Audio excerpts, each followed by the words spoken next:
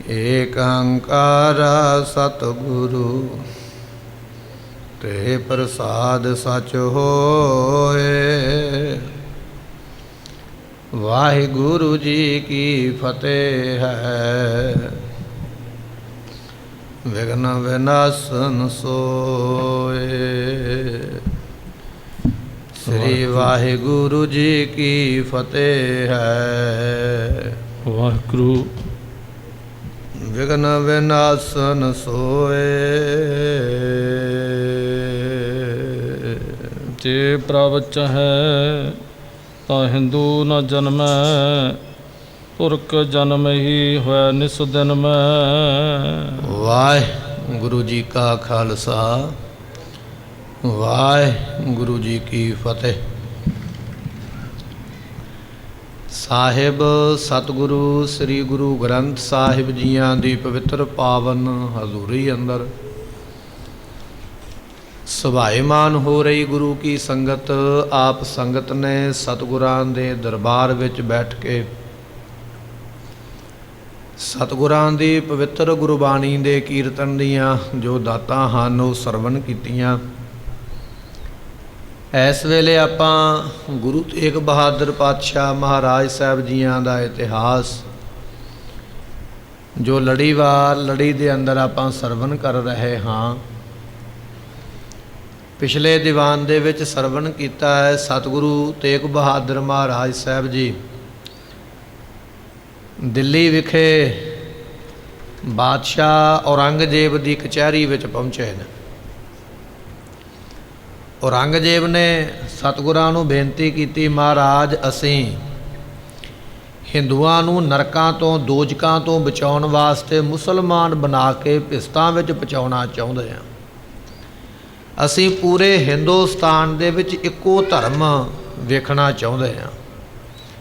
ਇੱਕ ਤਰ੍ਹਾਂ ਦੇ ਲੋਕ ਹੋਣਗੇ, ਇੱਕ ਤਰ੍ਹਾਂ ਦੀਆਂ ਮਸੀਤਾਂ ਹੋਣਗੀਆਂ, ਇੱਕ ਤਰ੍ਹਾਂ ਦੇ ਕੱਪੜੇ, ਇੱਕ ਤਰ੍ਹਾਂ ਦੀ ਬੋਲੀ, ਇੱਕ ਤਰ੍ਹਾਂ ਦਾ ਗ੍ਰੰਥ ਹੋਵੇ।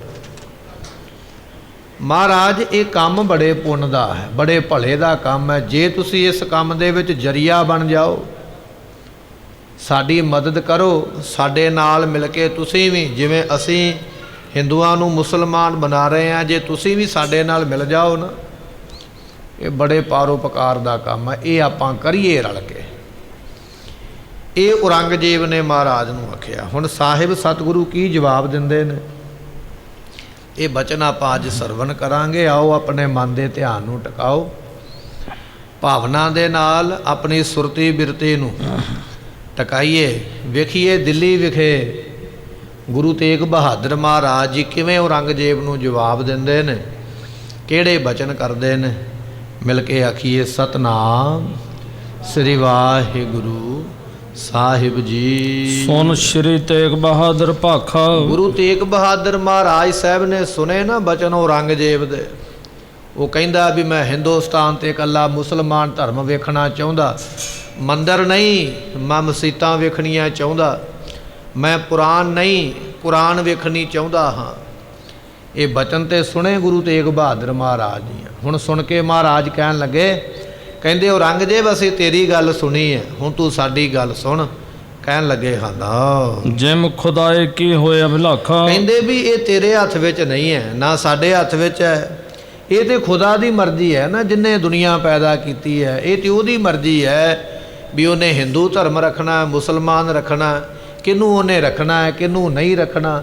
ਇਹ ਤੇ ਇੱਛਾ ਅਕਾਲ ਪੁਰਖ ਦੀ ਹੈ, ਬੰਦਾ ਨਹੀਂ ਕੁਝ ਕਰ ਸਕਦਾ ਇਹਦੇ ਵਾਸਤੇ। ਇਸ ਕਰਕੇ ਤੂੰ ਇਸ ਕੰਮ ਬਾਰੇ ਸੋਚ ਹੀ ਨਾ ਵੀ ਮੈਂ ਮੁਸਲਮਾਨ ਬਣਾਵਾਂਗਾ ਜਾਂ ਹਿੰਦੂ ਖਤਮ ਕਰਾਂਗਾ। ਇਹ ਤੇ ਖੁਦਾ ਦੀ ਮਰਜ਼ੀ ਹੈ, ਪਰਮੇਸ਼ਰ ਦੀ ਮਰਜ਼ੀ, ਉਹਨੇ ਕੀ ਕਰਨਾ ਹੈ। ਤੈਮ ਮਾਨੀ ਚਾਹੀਏ ਹਮ ਤੁਮਕੋ। ਮੈਨੂੰ ਵੀ ਸਾਨੂੰ ਵੀ ਇਹ ਗੱਲ ਉਹ ਮੰਨਣੀ ਚਾਹੀਦੀ ਹੈ ਜਿਹੜੀ ਅਕਾਲ ਪੁਰਖ ਕਰਦਾ ਪਿਆ। ਔਰ ਔਰੰਗਜ਼ੇਬ ਭਾਵੇਂ ਤੂੰ ਬਾਦਸ਼ਾਹ ਹੈ ਪਰ ਹੈ ਤੇ ਇਨਸਾਨ ਹੀ ਨਾ, ਤੈਨੂੰ ਵੀ ਗੱਲ ਮੰਨਣੀ ਚਾਹੀਦੀ ਹੈ ਖੁਦਾ ਦੀ। ਜੋ ਖੁਦਾ ਕਰਦਾ ਉਹ ਭਲਾ ਹੀ ਕਰਦਾ, ਚੰਗਾ ਕਰਦਾ। ਖੁਦਾ ਦੀ ਗੱਲ ਮੰਨ, ਪਰ ਖੁਦਾ ਦੇ ਰਸਤੇ ਵਿੱਚ ਰੋੜਾ ਨਾ ਬਣ, ਅੜਿੱਕਾ ਨਾ ਬਣ। ਖੁਦਾ ਦਾ ਕਹਿਰ, ਖੁਦਾ ਦਾ ਖੌਫ ਖਾ। ਇਸ ਕਰਕੇ ਅਸੀਂ ਤੇ ਉਹਦੀ ਰਜ਼ਾ ਵਿੱਚ ਰਹਿੰਦੇ ਹਾਂ। ਤੈਨੂੰ ਵੀ ਅਸੀਂ ਇਹ ਗੱਲ ਕਹਿੰਦੇ ਹਾਂ, ਤੂੰ ਉਹਦੀ ਰਜ਼ਾ ਵਿੱਚ ਰਹਿ, ਜਿਵੇਂ ਉਹ ਕਰਦਾ ਠੀਕ ਕਰਦਾ ਹੈ। ਜਿਸ ਪਰਮੇਸ਼ਰ ਕੇ ਨਹਿ ਸਮ ਕੋ। ਕਿਉਂਕਿ ਪਰਮੇਸ਼ਰ ਦੀ ਬਰਾਬਰੀ ਬੰਦਾ ਨਹੀਂ ਕਰ ਸਕਦਾ। ਕਈ ਵਾਰੀ ਅਸੀਂ ਯਤਨ ਜ਼ਰੂਰ ਕਰਦੇ ਹਾਂ ਵੀ ਸ਼ਾਇਦ ਮੈਂ ਪਰਮੇਸ਼ਰ ਦਾ ਮੁਕਾਬਲਾ ਕਰ ਲਵਾਂ, ਪਰ ਪਰਮੇਸ਼ਰ ਦਾ ਮੁਕਾਬਲਾ ਨਹੀਂ ਕੋਈ ਕਰ ਸਕਦਾ। ਉਹਦੇ ਬਰਾਬਰ ਕੋਈ ਪਹੁੰਚ ਨਹੀਂ ਸਕਦਾ, ਉਹਦੇ ਬਰਾਬਰ ਕੋਈ ਹੋ ਨਹੀਂ ਸਕਦਾ ਹੈ। ਇਸ ਕਰਕੇ ਕਦੇ ਪਰਮੇਸ਼ਰ ਦੀ ਬਰਾਬਰੀ ਕਰਨ ਬਾਰੇ ਸੋਚਣਾ ਵੀ ਨਹੀਂ ਹੈ, ਕਿਉਂਕਿ ਬਹੁਤਾ ਕਹੀਏ ਬਹੁਤਾ ਹੋਏ। ਜਿੰਨਾ ਉਹਨੂੰ ਬਹੁਤਾ ਵੱਡਾ ਕਵਾਂਗੇ ਉਹ ਪਰਮਾਤਮਾ ਉਸ ਤੋਂ ਵੀ ਕਿਤੇ ਬਹੁਤਾ ਵੱਡਾ ਹੈ। ਇਸ ਕਰਕੇ ਉਹਦੀ ਬਰਾਬਰੀ ਨਾ ਹੋ ਸਕਦੀ ਹੈ, ਨਾ ਕਰਨੀ ਚਾਹੀਦੀ ਹੈ। ਸਤਿਗੁਰਾਂ ਦਾ ਉਪਦੇਸ਼ ਤੇ ਚੰਗਾ ਹੈ ਤੇ ਭਲੇ ਵਾਸਤੇ ਵੀ। ਔਰੰਗਜ਼ੇਬ ਰੱਬ ਦੇ ਨਾਲ ਮੱਥਾ ਨਾ ਲਾ, ਖੁਦਾ ਦੇ ਨਾਲ ਬਰਾਬਰੀ ਨਾ ਕਰ, ਇਹ ਬਚਨ ਮਹਾਰਾਜ ਨੇ ਆਖੇ ਹਨ। ਜੇ ਪ੍ਰਭ ਚਾਹੇ ਤਾਂ ਹਿੰਦੂ ਨ ਜਨਮੇ। ਸਤਿਗੁਰੂ ਪਾਤਸ਼ਾਹ ਕਹਿੰਦੇ ਤੇਰੇ ਸਵਾਲ ਦਾ ਹੁਣ ਅਸੀਂ ਜਵਾਬ ਦਿੰਦੇ ਹਾਂ। ਪਹਿਲੀ ਤੇ ਗੱਲ ਇਹ ਆ ਵੀ ਰੱਬ ਦੀ ਬਰਾਬਰੀ ਨਾ ਕਰ, ਜੋ ਕਰਦਾ ਠੀਕ ਕਰਦਾ। ਦੂਜੀ ਗੱਲ ਇਹ ਹੈ, ਤੂੰ ਇਹ ਗੱਲ ਕਹਿਣਾ ਵੀ ਮੈਂ ਹਿੰਦੂ ਨਹੀਂ ਰਹਿਣ ਦੇਣੇ। ਜੇ ਹਿੰਦੂ ਖਤਮ ਕਰਨੇ ਰੱਬ ਦਾ ਹੁਕਮ ਹੋਵੇ, ਰੱਬ ਦੀ ਮਰਜ਼ੀ ਹੋਵੇ, ਤਾਂ ਹਿੰਦੂਆਂ ਦੇ ਪਰਿਵਾਰਾਂ ਦੇ ਵਿੱਚ ਹਿੰਦੂ ਬੱਚੇ ਪੈਦਾ ਹੀ ਉਹ ਕਿਉਂ ਕਰੇ? ਨਾ ਤੈਨੂੰ ਕੁਝ ਕਰਨ ਦੀ ਲੋੜ ਹੈ, ਨਾ ਸਾਨੂੰ ਕੁਝ ਕਰਨ ਦੀ ਲੋੜ ਹੈ। ਜੇ ਤੂੰ ਚਾਹਣਾ ਨਾ ਵੀ ਪਰਮੇਸ਼ਰ ਦੀ ਖੁਸ਼ੀ ਇਸ ਦੇ ਵਿੱਚ ਹੈ ਵੀ ਇਕੱਲਾ ਮੁਸਲਮਾਨ ਧਰਮ ਹੋਣਾ ਚਾਹੀਦਾ, ਤੇ ਪਾਤਸ਼ਾਹ ਕਹਿੰਦੇ ਰੱਬ ਦੇ ਵਾਸਤੇ ਤੇ ਕੋਈ ਵੱਡੀ ਗੱਲ ਹੈ ਹੀ ਨਹੀਂ। ਹਿੰਦੂ ਘਰਾਂ ਦੇ ਵਿੱਚ ਬੱਚੇ ਜਨਮ ਹੀ ਨਾ ਲੈਣ ਤੇ ਧਰਮ ਆਪੇ ਹੀ ਮੁੱਕ ਜਾਵੇਗਾ। ਜੇ ਉਹ ਪਰਮਾਤਮਾ ਜਨਮ ਦਿੰਦਾ ਪਿਆ ਤੇ ਇਹਦਾ ਮਤਲਬ ਇਹ ਹੈ ਵੀ ਉਹਨੂੰ ਹਿੰਦੂ ਧਰਮ ਵੀ ਪਿਆਰਾ ਲੱਗਦਾ ਹੈ, ਉਹਨੇ ਹਿੰਦੂ ਧਰਮ ਨੂੰ ਵੀ ਰੱਖਣਾ ਹੈ। ਜੇ ਰੱਬ ਨੂੰ ਇਹ ਲੱਗੇ ਵੀ ਮੈਂ ਧਰਮ ਮੁਕਾਉਣਾ ਤੇ ਉਹ ਬੱਚੇ ਨੂੰ ਜਨਮ ਹੀ ਕਿਉਂ ਲੈਣ ਦੇਵੇ, ਧਰਮ ਆਪੇ ਮੁੱਕ ਜਾਵੇ। ਇਹ ਬੜੀ ਵੱਡੀ ਦਲੀਲ ਹੈ, ਬੜੀ ਵੱਡੀ ਗੱਲ ਹੈ। ਇਹਦਾ ਜਵਾਬ ਔਰੰਗਜ਼ੇਬ ਦੇ ਕੋਲ ਹੈ ਕੋਈ ਨਹੀਂ ਹੈ। ਇਹਦਾ ਕੀ ਜਵਾਬ ਦੇਵੇਗਾ? ਰੱਬ ਦੀ ਮਰਜ਼ੀ ਬਿਨਾ ਕੁਝ ਨਹੀਂ ਹੁੰਦਾ ਹੈ। ਤੁਰਕ ਜਨਮ ਹੀ ਹੋਇਆ ਨਿਸ ਦਿਨ ਮੇ। ਸਤਿਗੁਰੂ ਪਾਤਸ਼ਾਹ ਕਹਿੰਦੇ ਫਿਰ ਮੁਸਲਮਾਨ ਔਰਤਾਂ ਦਿਨੇ ਰਾਤ ਬੱਚਿਆਂ ਨੂੰ ਜਨਮ ਦੇਣ, ਜਾਂ ਮੁਸਲਮਾਨ ਪਰਿਵਾਰਾਂ ਦੇ ਵਿੱਚ ਹੀ ਬੱਚੇ ਪੈਦਾ ਹੋਣ, ਹਿੰਦੂ ਪਰਿਵਾਰਾਂ ਵਿੱਚ ਬੱਚੇ ਪੈਦਾ ਹੀ ਨਾ ਹੋਣ, ਹਿੰਦੂ ਧਰਮ ਖਤਮ ਹੋ ਜਾਏਗਾ, ਮੁਸਲਮਾਨ ਧਰਮ ਵੱਧ ਜਾਏਗਾ। ਪਰ ਇਹ ਕਰਾਮਾਤ, ਇਹ ਤਾਕਤ ਪਰਮਾਤਮਾ ਦੇ ਕੋਲ ਹੈ ਵੀ ਕਿਹਨੂੰ ਉਸਨੇ ਜਨਮ ਦੇਣਾ, ਕਿਹਨੂੰ ਉਸਨੇ ਬੱਚਾ ਦੇਣਾ, ਕਿਹਨੂੰ ਨਹੀਂ ਦੇਣਾ, ਕਿਹਨੂੰ ਉਸਨੇ ਵਧਾਉਣਾ, ਕਿਹਨੂੰ ਉਸਨੇ ਘਟਾਉਣਾ।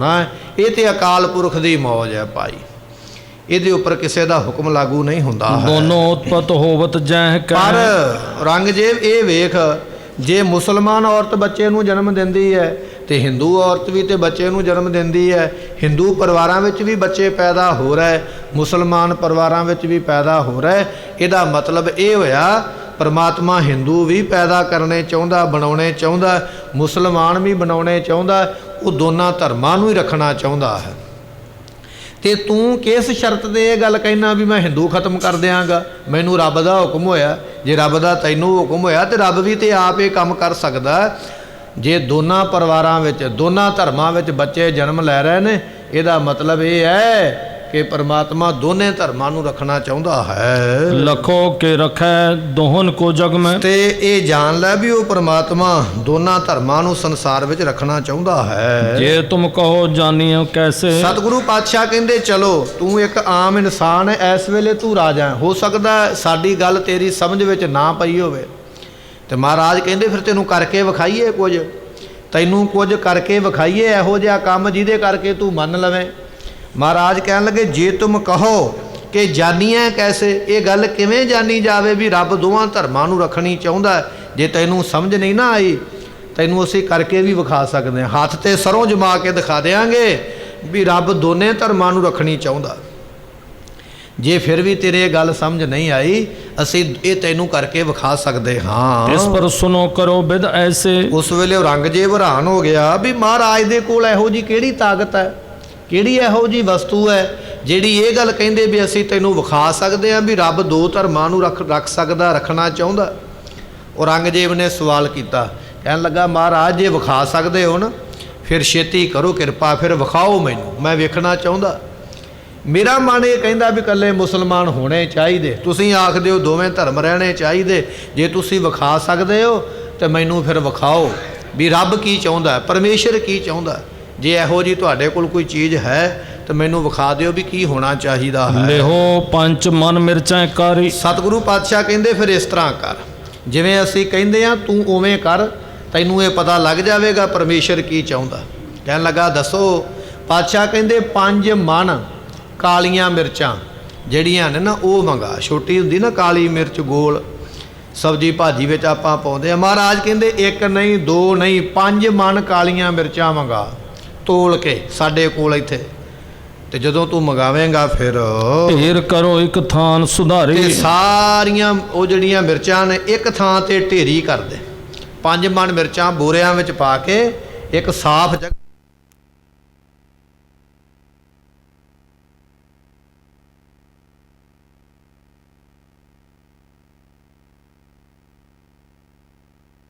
ਲੱਕੜਾਂ ਦੇ ਢੇਰ ਲਾ ਦੇ। ਮਿਰਚਾਂ ਦਾ ਢੇਰ ਰੱਖ ਕੇ 4 ਚਫੇਰੇ ਲੱਕੜਾਂ ਦੇ ਨਾਲ ਉਹਨਾਂ ਨੂੰ ਕਵਰ ਕਰ। ਲੱਕੜਾਂ 4 ਚਫੇਰੇ ਬਰਾਬਰ ਸੁੱਕੀਆਂ ਰੱਖ ਦੇ। ਜਿਵੇਂ ਅਸੀਂ ਕਹਿੰਦੇ ਆ ਨਾ, ਨੋਟ ਕਰ ਲਾ ਚੰਗੀ ਤਰ੍ਹਾਂ, ਤੇ ਇਸੇ ਤਰ੍ਹਾਂ ਕਰਾ। ਜਦੋਂ ਮਿਰਚਾਂ ਰੱਖੀਆਂ ਜਾਣਗੀਆਂ ਉਹਦੇ 4 ਚਫੇਰੇ ਲੱਕੜ ਰੱਖਣੀ ਕਰ। ਨੀਕੇ ਅਗਨ ਪ੍ਰਕਾਸ਼ੋ ਜੋ। ਤੇ ਫਿਰ ਜਦੋਂ ਲੱਕੜਾਂ ਰੱਖ ਦਿੱਤੀਆਂ ਨਾ ਬਰਾਬਰ ਰੱਖਣੀਆਂ 4 ਚਫੇਰੇ, ਤੇ ਫਿਰ ਉਹਨਾਂ ਲੱਕੜਾਂ ਨੂੰ ਮਹਾਰਾਜ ਕਹਿੰਦੇ ਅੱਗ ਲਾ ਦੇ। ਇਹ ਜਿਵੇਂ ਅਸੀਂ ਕਿਹਾ ਇਵੇਂ ਕਰ। ਮਿਰਚਾਂ ਲਿਆ ਕੇ ਢੇਰੀ ਕਰ, 4 ਚਫੇਰੇ ਲੱਕੜਾਂ ਰੱਖ, ਫਿਰ ਉਹਨਾਂ ਲੱਕੜਾਂ ਨੂੰ ਅੱਗ ਲਾ। ਤੇ ਜਦੋਂ ਚੰਗੀ ਤਰ੍ਹਾਂ ਅੱਗ ਬਲ ਜਾਵੇ, ਅਸ਼ਟਜਾਮ ਲਓ ਦਾਹਤ ਰਹੀ। 8 ਪੈਰ ਉਹ ਲੱਕੜਾਂ ਬਲਦੀਆਂ ਰਹਿਣ। ਇੰਨਾ ਬਾਲਣ ਲਿਆ ਕੇ ਰੱਖ, ਇੰਨੀ ਲੱਕੜ ਇਕੱਠੀ ਕਰਕੇ ਰੱਖ। 8 ਪੈਰ, 8 ਪੈਰ ਕਿੰਨੇ ਹੁੰਦੇ? 24 ਘੰਟੇ, 12 ਦਿਨ ਦੇ 12 ਰਾਤ ਦੇ। 24 ਘੰਟੇ ਅੱਗ ਬਲਦੀ ਰਵੇ, ਦਿਨੇ ਵੀ ਅੱਗ ਬਲਦੀ ਰਵੇ, ਰਾਤ ਵੀ ਬਲਦੀ ਰਵੇ। 24 ਘੰਟੇ ਜਦੋਂ ਅੱਗ ਬਲ ਕੇ ਬੁੱਝ ਜਾਵੇ ਨਾ, 2 ਇੱਕ ਰਾਤ ਇੱਕ ਦਿਨ ਇਹ ਬਤੀਤ ਹੋ ਜਾਣ, ਕਹਿਣ ਲੱਗੇ ਫਿਰ ਹੁਣ ਉੱਤਰ ਹਮ ਦੇਹ ਸੁਲਹੀ। ਤੇ ਮਹਾਰਾਜ ਕਹਿੰਦੇ ਇਸ ਤੋਂ ਅੱਗੇ ਅਸੀਂ ਉੱਤਰ ਬਾਅਦ ਵਿੱਚ ਦੇਵਾਂਗੇ। ਇਹ ਤੈਨੂੰ ਪਹਿਲਾਂ ਵਿਧੀ ਦੱਸੀ ਹੈ ਵੀ ਐਵੇਂ ਕਰ। ਮਿਰਚਾਂ ਮੰਗਾ, ਲੱਕੜਾਂ ਇਕੱਠੀਆਂ ਕਰ, ਅੱਗ ਲਾ, ਔਰ ਅੱਗ ਦਿਨ ਤੇ ਰਾਤ ਬਲਦੀ ਰਹਿਣੀ ਚਾਹੀਦੀ ਹੈ, 2 ਟਾਈਮ, ਸਾਰਾ ਦਿਨ ਔਰ ਸਾਰੀ ਰਾਤ। ਜਦੋਂ ਇਵੇਂ ਕਰੇਗਾ ਨਾ, ਇਸ ਤੋਂ ਅਗਲਾ ਉੱਤਰ ਅਸੀਂ ਬਾਅਦ ਵਿੱਚ ਦੇਵਾਂਗੇ। ਪਹਿਲਾਂ ਇਹ ਕੰਮ ਕਰ, ਫਿਰ ਤੈਨੂੰ ਉੱਤਰ ਦਿੰਦੇ ਆ। ਅਸੀਂ ਪਹਿਲਾਂ ਉੱਤਰ ਕੋਈ ਨਹੀਂ ਦੇਣਾ। ਮਹਾਰਾਜ ਨੇ ਜਦੋਂ ਇਹ ਗੱਲ ਆਖੀ ਹੈ, ਏਵ ਨੁਰੰਗ ਨੇ ਮਾਨੀ ਬਾਤ। ਉਹ ਜਿਹੜਾ ਔਰੰਗਜ਼ੇਬ ਹੈ ਉਹ ਤੇ ਪਹਿਲਾਂ ਹੀ ਕਰਾਮਾਤ ਵੇਖਣੀ ਚਾਹੁੰਦਾ ਵੀ ਮਹਾਰਾਜ ਕੁਝ ਨਾ ਕੁਝ ਮੈਨੂੰ ਵਿਖਾਉਣ, ਭਾਵੇਂ ਕਿ ਇਹਨੂੰ ਵੀ ਪਤਾ ਹੀ ਹੈ, ਪਰ ਆਪਣੇ ਹੱਠ ਤੇ ਟਿਕਿਆ ਹੋਇਆ, ਜਿੱਦ ਤੇ ਟਿਕਿਆ ਹੋਇਆ। ਮੰਨ ਲਿਆ ਬਚਨ ਮਹਾਰਾਜ ਜੀਆਂ ਦਾ, ਕਹਿਣ ਲੱਗਾ ਠੀਕ ਹੈ ਪਾਤਸ਼ਾਹ, ਜੇ ਤੁਸੀਂ ਆਖਦੇ ਹੋ ਤੇ ਮੈਂ ਇਸੇ ਤਰ੍ਹਾਂ ਕਰਦਾ ਹਾਂ। ਗੁਰ ਬਾਹਰ ਆਏ ਬਖਿਆਤ। ਸਤਿਗੁਰੂ ਪਾਤਸ਼ਾਹ ਕਹਿੰਦੇ ਚੱਲ ਫਿਰ ਅਸੀਂ ਚੱਲੇ ਆਂ। ਅਸੀਂ ਆਪਣੇ, ਸਾਨੂੰ ਦੱਸ ਵੀ ਅਸੀਂ ਰਹਿਣਾ ਕਿੱਥੇ ਹੈ। ਅਸੀਂ ਚੱਲੇ ਆਂ, ਪਹਿਲਾਂ ਮਿਰਚਾਂ ਮੰਗਾ, ਉਹਨਾਂ ਨੂੰ ਸਾੜ, 2 ਦਿਨ ਲੰਘ ਜਾਣਗੇ ਨਾ, ਜਦੋਂ ਸਭ ਕੁਝ ਹੋ ਜਾਏਗਾ ਫਿਰ ਸਾਨੂੰ ਬੁਲਾਈ, ਫਿਰ ਅਸੀਂ ਆਵਾਂਗੇ। ਇਸ ਤਰ੍ਹਾਂ ਕਹਿ ਕੇ ਮਹਾਰਾਜ ਔਰੰਗਜ਼ੇਬ ਦੀ ਕਚਹਿਰੀ ਵਿੱਚੋਂ ਉੱਠ ਕੇ ਬਾਹਰ ਆ ਗਏ ਹਨ। ਚੌਕੀਦਾਰ ਸਾਥ ਹੀ ਭਏ। ਉਹ ਜਿਹੜੇ ਚੌਕੀਦਾਰ ਰਖਵਾਲੇ ਮਹਾਰਾਜ ਦੇ ਨਾਲ ਸਿਪਾਹੀ, ਉਹ ਵੀ ਨਾਲ ਹੀ ਚੱਲ ਪਏ, ਘੇਰਾ ਬਣਾ ਕੇ 4 ਚਫੇਰੇ ਸਤਿਗੁਰਾਂ ਦੇ ਤੁਰੇ ਆਉਂਦੇ ਹਨ। ਕਾਰਾਗ੍ਰਹਿ ਮੈਂ ਲੈ ਕਰ ਗਏ। ਤੇ ਸਤਿਗੁਰਾਂ ਨੂੰ ਕਾਰਾਗ੍ਰਹਿ ਨਾਮ ਜੇਲ੍ਹ ਦਾ ਹੈ, ਕੈਦਖਾਨਾ, ਜਿੱਥੇ ਕੈਦੀਆਂ ਨੂੰ ਰੱਖਿਆ ਜਾਂਦਾ। ਹੁਣ ਮਹਾਰਾਜ ਜੀ ਨੂੰ ਕੈਦਖਾਨੇ ਵਿੱਚ ਇਹਨਾਂ ਲੋਕਾਂ ਨੇ ਕਹਿੰਦੇ ਉਸ ਵੇਲੇ ਰੱਖਿਆ, ਕੈਦਖਾਨੇ ਵਿੱਚ ਉਤਾਰਾ ਕਰਾਇਆ ਮਹਾਰਾਜ ਜੀਆਂ ਦਾ। ਚੌਕੀਦਾਰ ਮਹਾਰਾਜ ਦੇ ਨਾਲ ਹਨ। ਰਹਿਤ ਭਏ ਸਤ ਗੁਰ ਸੁਖ ਸੰਗੇ। ਤੇ ਸਤਿਗੁਰੂ ਪਾਤਸ਼ਾਹ ਮਹਾਰਾਜ ਜੀ, ਜੋ ਨਰ ਦੁਖ ਮੈਂ ਦੁਖ ਨਹੀਂ ਮਾਨੈ, ਸੁਖ ਸੁਨੇਹੁ ਅਰ ਭੈ ਨਹੀਂ ਜਾਕੈ।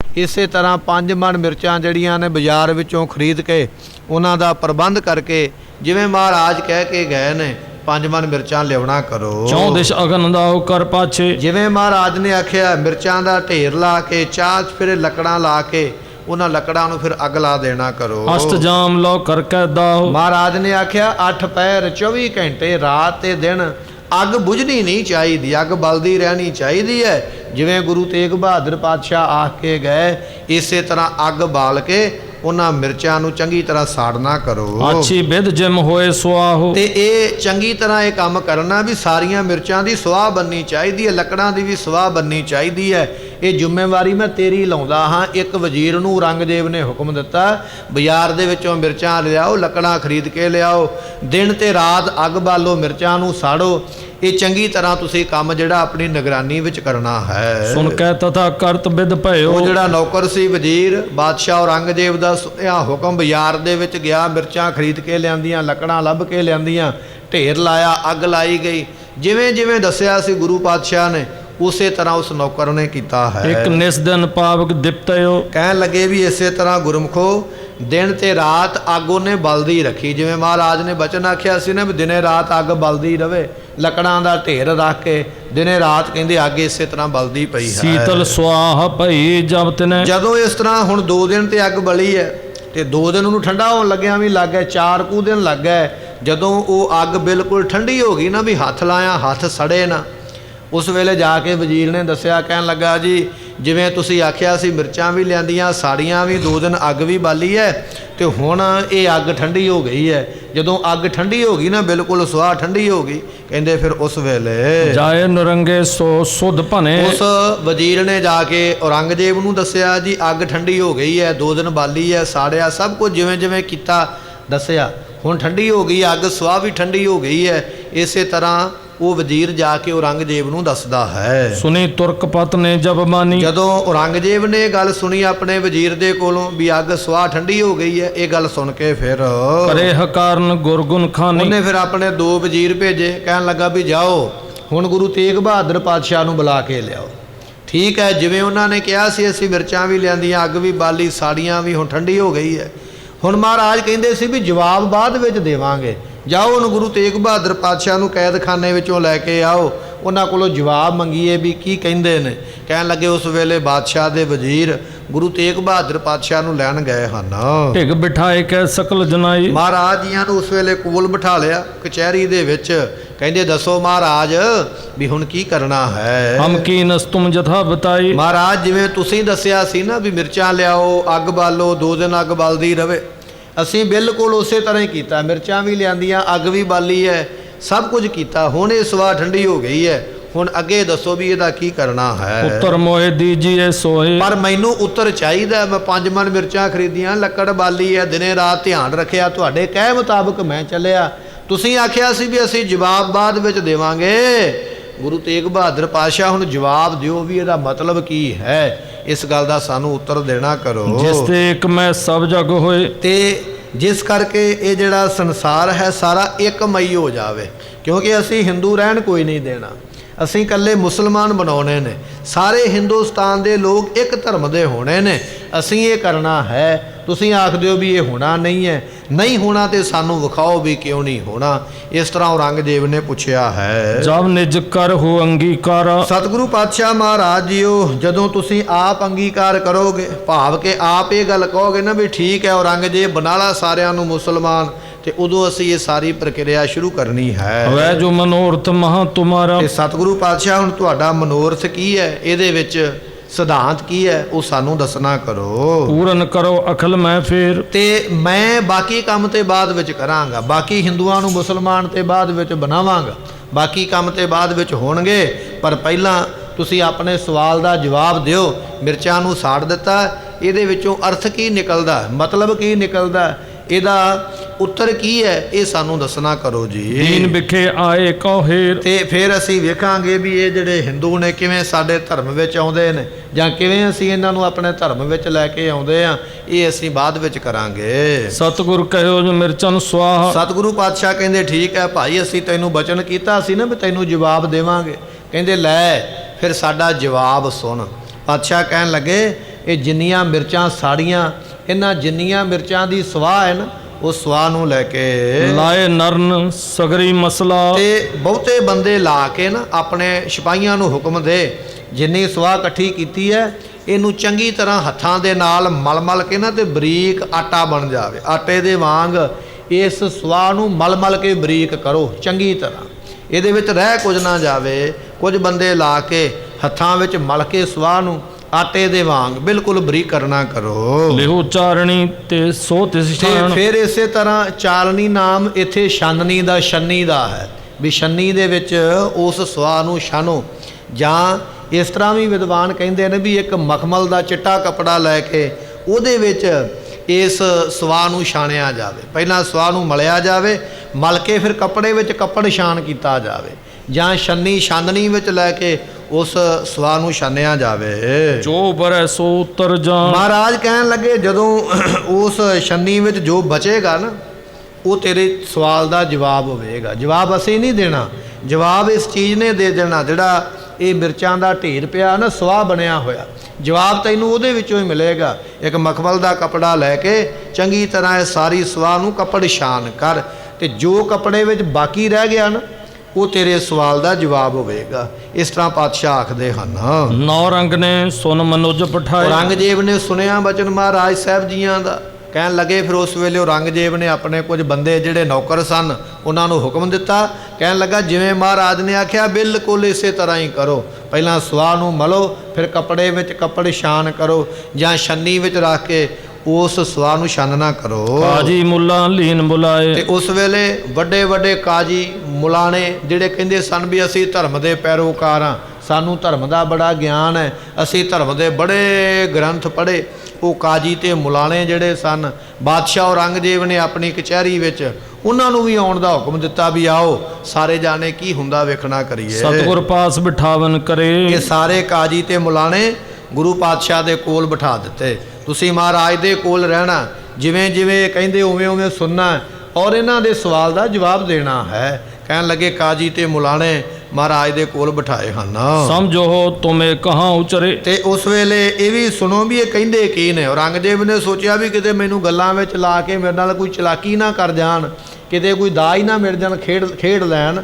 ਇਸ ਕਰਕੇ ਕਾਜੀ ਤੇ ਮੁਲਾਣੇ ਬਣਾਏ ਵੀ ਤੁਸੀਂ ਧਾਰਮਿਕ ਗ੍ਰੰਥ ਪੜ੍ਹਨ ਵਾਲੇ ਹੋ, ਤੁਹਾਨੂੰ ਧਰਮ ਦੀ ਬੜੀ ਸੋਝੀ ਹੈ, ਤੁਸੀਂ ਗੁਰੂ ਤੇਗ ਬਹਾਦਰ ਪਾਤਸ਼ਾਹ ਦਾ ਧਿਆਨ ਰੱਖਣਾ ਵੀ ਇਹ ਕੀ ਕਰਦੇ ਨੇ ਔਰ ਇਹ ਕੀ ਜਵਾਬ ਦਿੰਦੇ ਨੇ, ਇਹ ਵੀ ਤੁਸੀਂ ਧਿਆਨ ਰੱਖਣਾ ਹੈ। ਬੜੇ ਬੜੇ ਕਾਜੀ ਤੇ ਮੁਲਾਣੇ ਮਹਾਰਾਜ ਸਾਹਿਬ ਜੀਆਂ ਦੇ ਕੋਲ ਸੱਜੇ ਤੇ ਕੁਝ ਖੱਬੇ ਬਿਠਾ ਦਿੱਤੇ ਵੀ ਤੁਸੀਂ ਇਹਨਾਂ ਦੇ ਸਵਾਲਾਂ ਦਾ ਜਵਾਬ ਦੇਣਾ ਕਰੋ। ਸਗਰੀ ਭਸਮ ਨਿਕਟ ਮੰਗਵਾਈ। ਉਹ ਜਿਹੜੀ ਸਵਾਹ ਸੀ ਨਾ ਸਾਰੀ ਪਾ ਕੇ ਤੇ ਜਿੱਥੇ ਔਰੰਗਜ਼ੇਬ ਦੀ ਕਚਹਿਰੀ ਹੈ ਸਾਰੀ ਸਵਾਹ ਉੱਥੇ ਮੰਗਵਾਉਣਾ ਕੀਤੀ ਹੈ। ਮੋਹ ਨਰ ਤੇ ਕਰ ਸੋ ਮਸਲਾਈ। ਤੇ ਕਹਿਣ ਲੱਗੇ ਜਦੋਂ ਸਵਾਹ ਆ ਗਈ ਨਾ ਕਚਹਿਰੀ ਦੇ ਵਿੱਚ, ਸਾਹਮਣੇ ਔਰੰਗਜ਼ੇਬ ਤਖਤ ਤੇ ਬੈਠਾ ਹੋਇਆ, ਥੱਲੇ ਇਹਦੇ ਮੀਰ ਤੇ ਵਜ਼ੀਰ ਬੈਠੇ ਹੋਏ, ਇਹਦੇ ਸੈਨਾਪਤੀ ਵਗੈਰਾ ਮੰਤਰੀ ਬੈਠੇ ਹੋਏ, ਸਾਰਿਆਂ ਦੇ ਸਾਹਮਣੇ ਕੁਝ ਆਪਣੇ ਨੌਕਰ ਲਾ ਕੇ ਉਹ ਜਿਹੜੀ ਸਵਾਹ ਹੈ ਉਹਨੂੰ ਚੰਗੀ ਤਰ੍ਹਾਂ ਹੱਥਾਂ ਦੇ ਨਾਲ ਮਲ ਕੇ ਬਰੀਕ ਕੀਤਾ, ਆਟੇ ਦੇ ਵਾਂਗ ਕੀਤਾ ਹੈ। ਸ਼ਾਨਤ ਭਏ ਚਾਰਨੀ ਧਾਰੇ। ਤੇ ਸਤਿਗੁਰੂ ਪਾਤਸ਼ਾਹ ਦੇ ਕਹਿਣ ਮੁਤਾਬਕ ਫਿਰ ਹੱਥ ਵਿੱਚ ਛੰਨੀ ਲੈ ਕੇ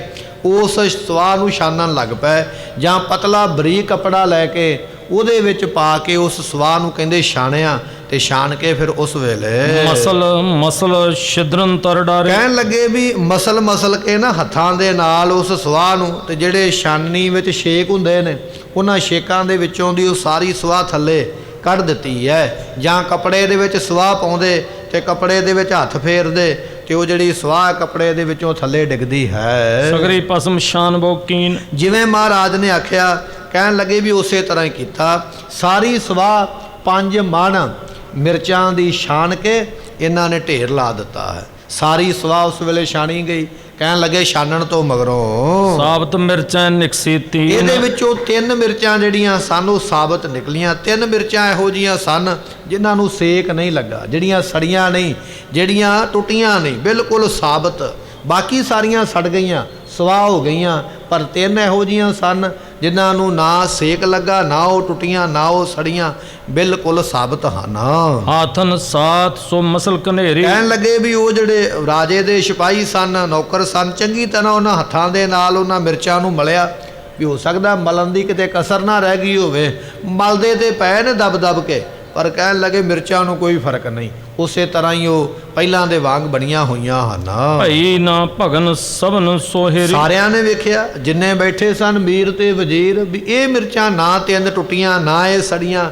ਹੁਣ ਅਸੀਂ ਦੁਬਾਰਾ ਇਹਨਾਂ ਨੂੰ ਵੱਖਰਾ ਹੱਥ ਦੇ ਨਾਲ ਮਲਿਆ, ਫਿਰ ਵੀ ਇਹ ਮਲੀਆਂ ਨਹੀਂ ਗਈਆਂ, ਸਾਬਤ ਨੇ। ਇਹ ਸਾਰਿਆਂ ਨੇ ਉਸ ਵੇਲੇ ਵੇਖ ਲਿਆ ਹੈ। ਸਰਬ ਭਸਮ ਤੇ ਉਬਰੀ ਸੋਏ। ਇਹ ਬਾਕੀ ਤੇ ਸਾਰੀਆਂ ਮਿਰਚਾਂ ਸਵਾਹ ਹੋ ਗਈਆਂ, ਜੇ ਬਾਕੀ ਸਵਾਹ ਹੋ ਗਈਆਂ ਤੇ ਇਹ ਕਿਉਂ ਨਹੀਂ ਹੋਈਆਂ, 3 ਮਿਰਚਾਂ ਕਿਉਂ ਬਚੀਆਂ? ਇਹ ਸਾਰਿਆਂ ਦੇ ਮਨ ਦੇ ਵਿੱਚ ਇੱਕ ਤਰ੍ਹਾਂ ਦਾ ਸਵਾਲ ਪੈਦਾ ਹੋ ਗਿਆ ਹੈ। ਜਿਉਂ ਕੀ ਤਿਉਂ ਦੇਖਤ ਸਭ ਕੋਏ। ਤੇ ਸਾਰੇ ਵੇਖਦੇ ਵੀ ਇਹ ਮਿਰਚਾਂ ਬਿਲਕੁਲ ਉਵੇਂ ਹੀ ਨੇ ਜਿਵੇਂ ਅਸੀਂ ਬਾਜ਼ਾਰ ਵਿੱਚੋਂ ਲੈ ਕੇ ਆਏ। ਜਿਵੇਂ ਨਵੀਆਂ ਮਿਰਚਾਂ ਬਾਜ਼ਾਰ ਵਿੱਚੋਂ ਲਿਆਂਦੀਆਂ ਨਾ ਬੋਰੇ ਵਿੱਚ ਪਾ ਕੇ, ਇਹ ਉਸੇ ਤਰ੍ਹਾਂ ਹੀ ਨੇ। ਇਹਨਾਂ ਨੂੰ ਨਾ ਕੋਈ ਸੇਕ ਲੱਗਾ, ਨਾ ਇਹਨਾਂ ਦਾ ਰੰਗ ਬਦਲਿਆ, ਨਾ ਇਹ ਟੁੱਟੀਆਂ ਨੇ, ਕੋਈ ਫਰਕ ਨਹੀਂ ਪਿਆ। ਉਸੇ ਤਰ੍ਹਾਂ ਹੀ ਐ ਨਿਕਲੀਆਂ ਨੇ ਜਿਵੇਂ ਮੰਨ ਲਓ ਹੁਣੇ ਹੀ ਸੁਆਹ ਵਿੱਚ ਰੱਖੀਆਂ ਹੋਣ। ਇਸ ਤਰ੍ਹਾਂ ਵੇਖਦੇ ਪਏ ਹਨ। ਜਿਨ ਕੇ ਆਂਸ਼ੂਈ ਨ ਹਨੇਰੇ। ਇਹਨਾਂ ਦੇ ਅੱਗ ਤੇ ਮੰਨ ਲਓ ਨੇੜੇ ਆਈ ਹੀ ਨਹੀਂ ਹੈ, ਅੱਗ ਦਾ ਤੇ ਸੇਕ ਲੱਗਾ ਹੀ ਨਹੀਂ। ਇਹ ਤੇ ਇਸ ਤਰ੍ਹਾਂ ਬਚ ਗਈਆਂ ਜਿਵੇਂ ਮੰਨ ਲਓ ਵੀ ਬੜੇ ਕਿਸੇ ਸਾਫ਼ ਥਾਂ ਤੇ ਇਹਨਾਂ ਨੂੰ ਸੰਭਾਲ ਕੇ ਰੱਖਿਆ ਗਿਆ ਹੋਵੇ। ਪਿੱਖ ਪਿੱਖ ਬਿਸਮੈ ਲੋਕ ਵਡੇਰੇ। ਜਿਹੜੇ ਲੋਕ ਬੈਠੇ ਸਨ ਔਰੰਗਜ਼ੇਬ ਦੀ ਕਚਹਿਰੀ ਵਿੱਚ, ਵਜ਼ੀਰ ਬੈਠੇ ਹੋਏ, ਮੰਤਰੀ ਬੈਠੇ ਹੋਏ, ਵੱਡੇ ਵੱਡੇ ਫੌਜਾਂ ਦੇ ਕਮਾਂਡਰ ਬੈਠੇ ਹੋਏ, ਕਾਜੀ ਤੇ ਮੁਲਾਣੇ ਬੈਠੇ ਨੇ। ਔਰੰਗਜ਼ੇਬ ਦੀ ਸਾਰੀ ਸਭਾ ਬੜੀ ਹੈਰਾਨ ਹੈ ਵੀ ਇਹ ਕੀ ਹੋਇਆ ਹੈ।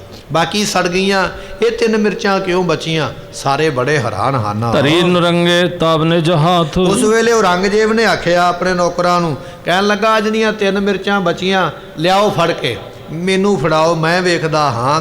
ਨੌਕਰ ਨੇ ਚੁੱਕੀਆਂ 3 ਮਿਰਚਾਂ, ਜਾ ਕੇ ਔਰੰਗਜ਼ੇਬ ਦੀ ਤਲੀ ਤੇ ਰੱਖ ਦਿੱਤੀਆਂ।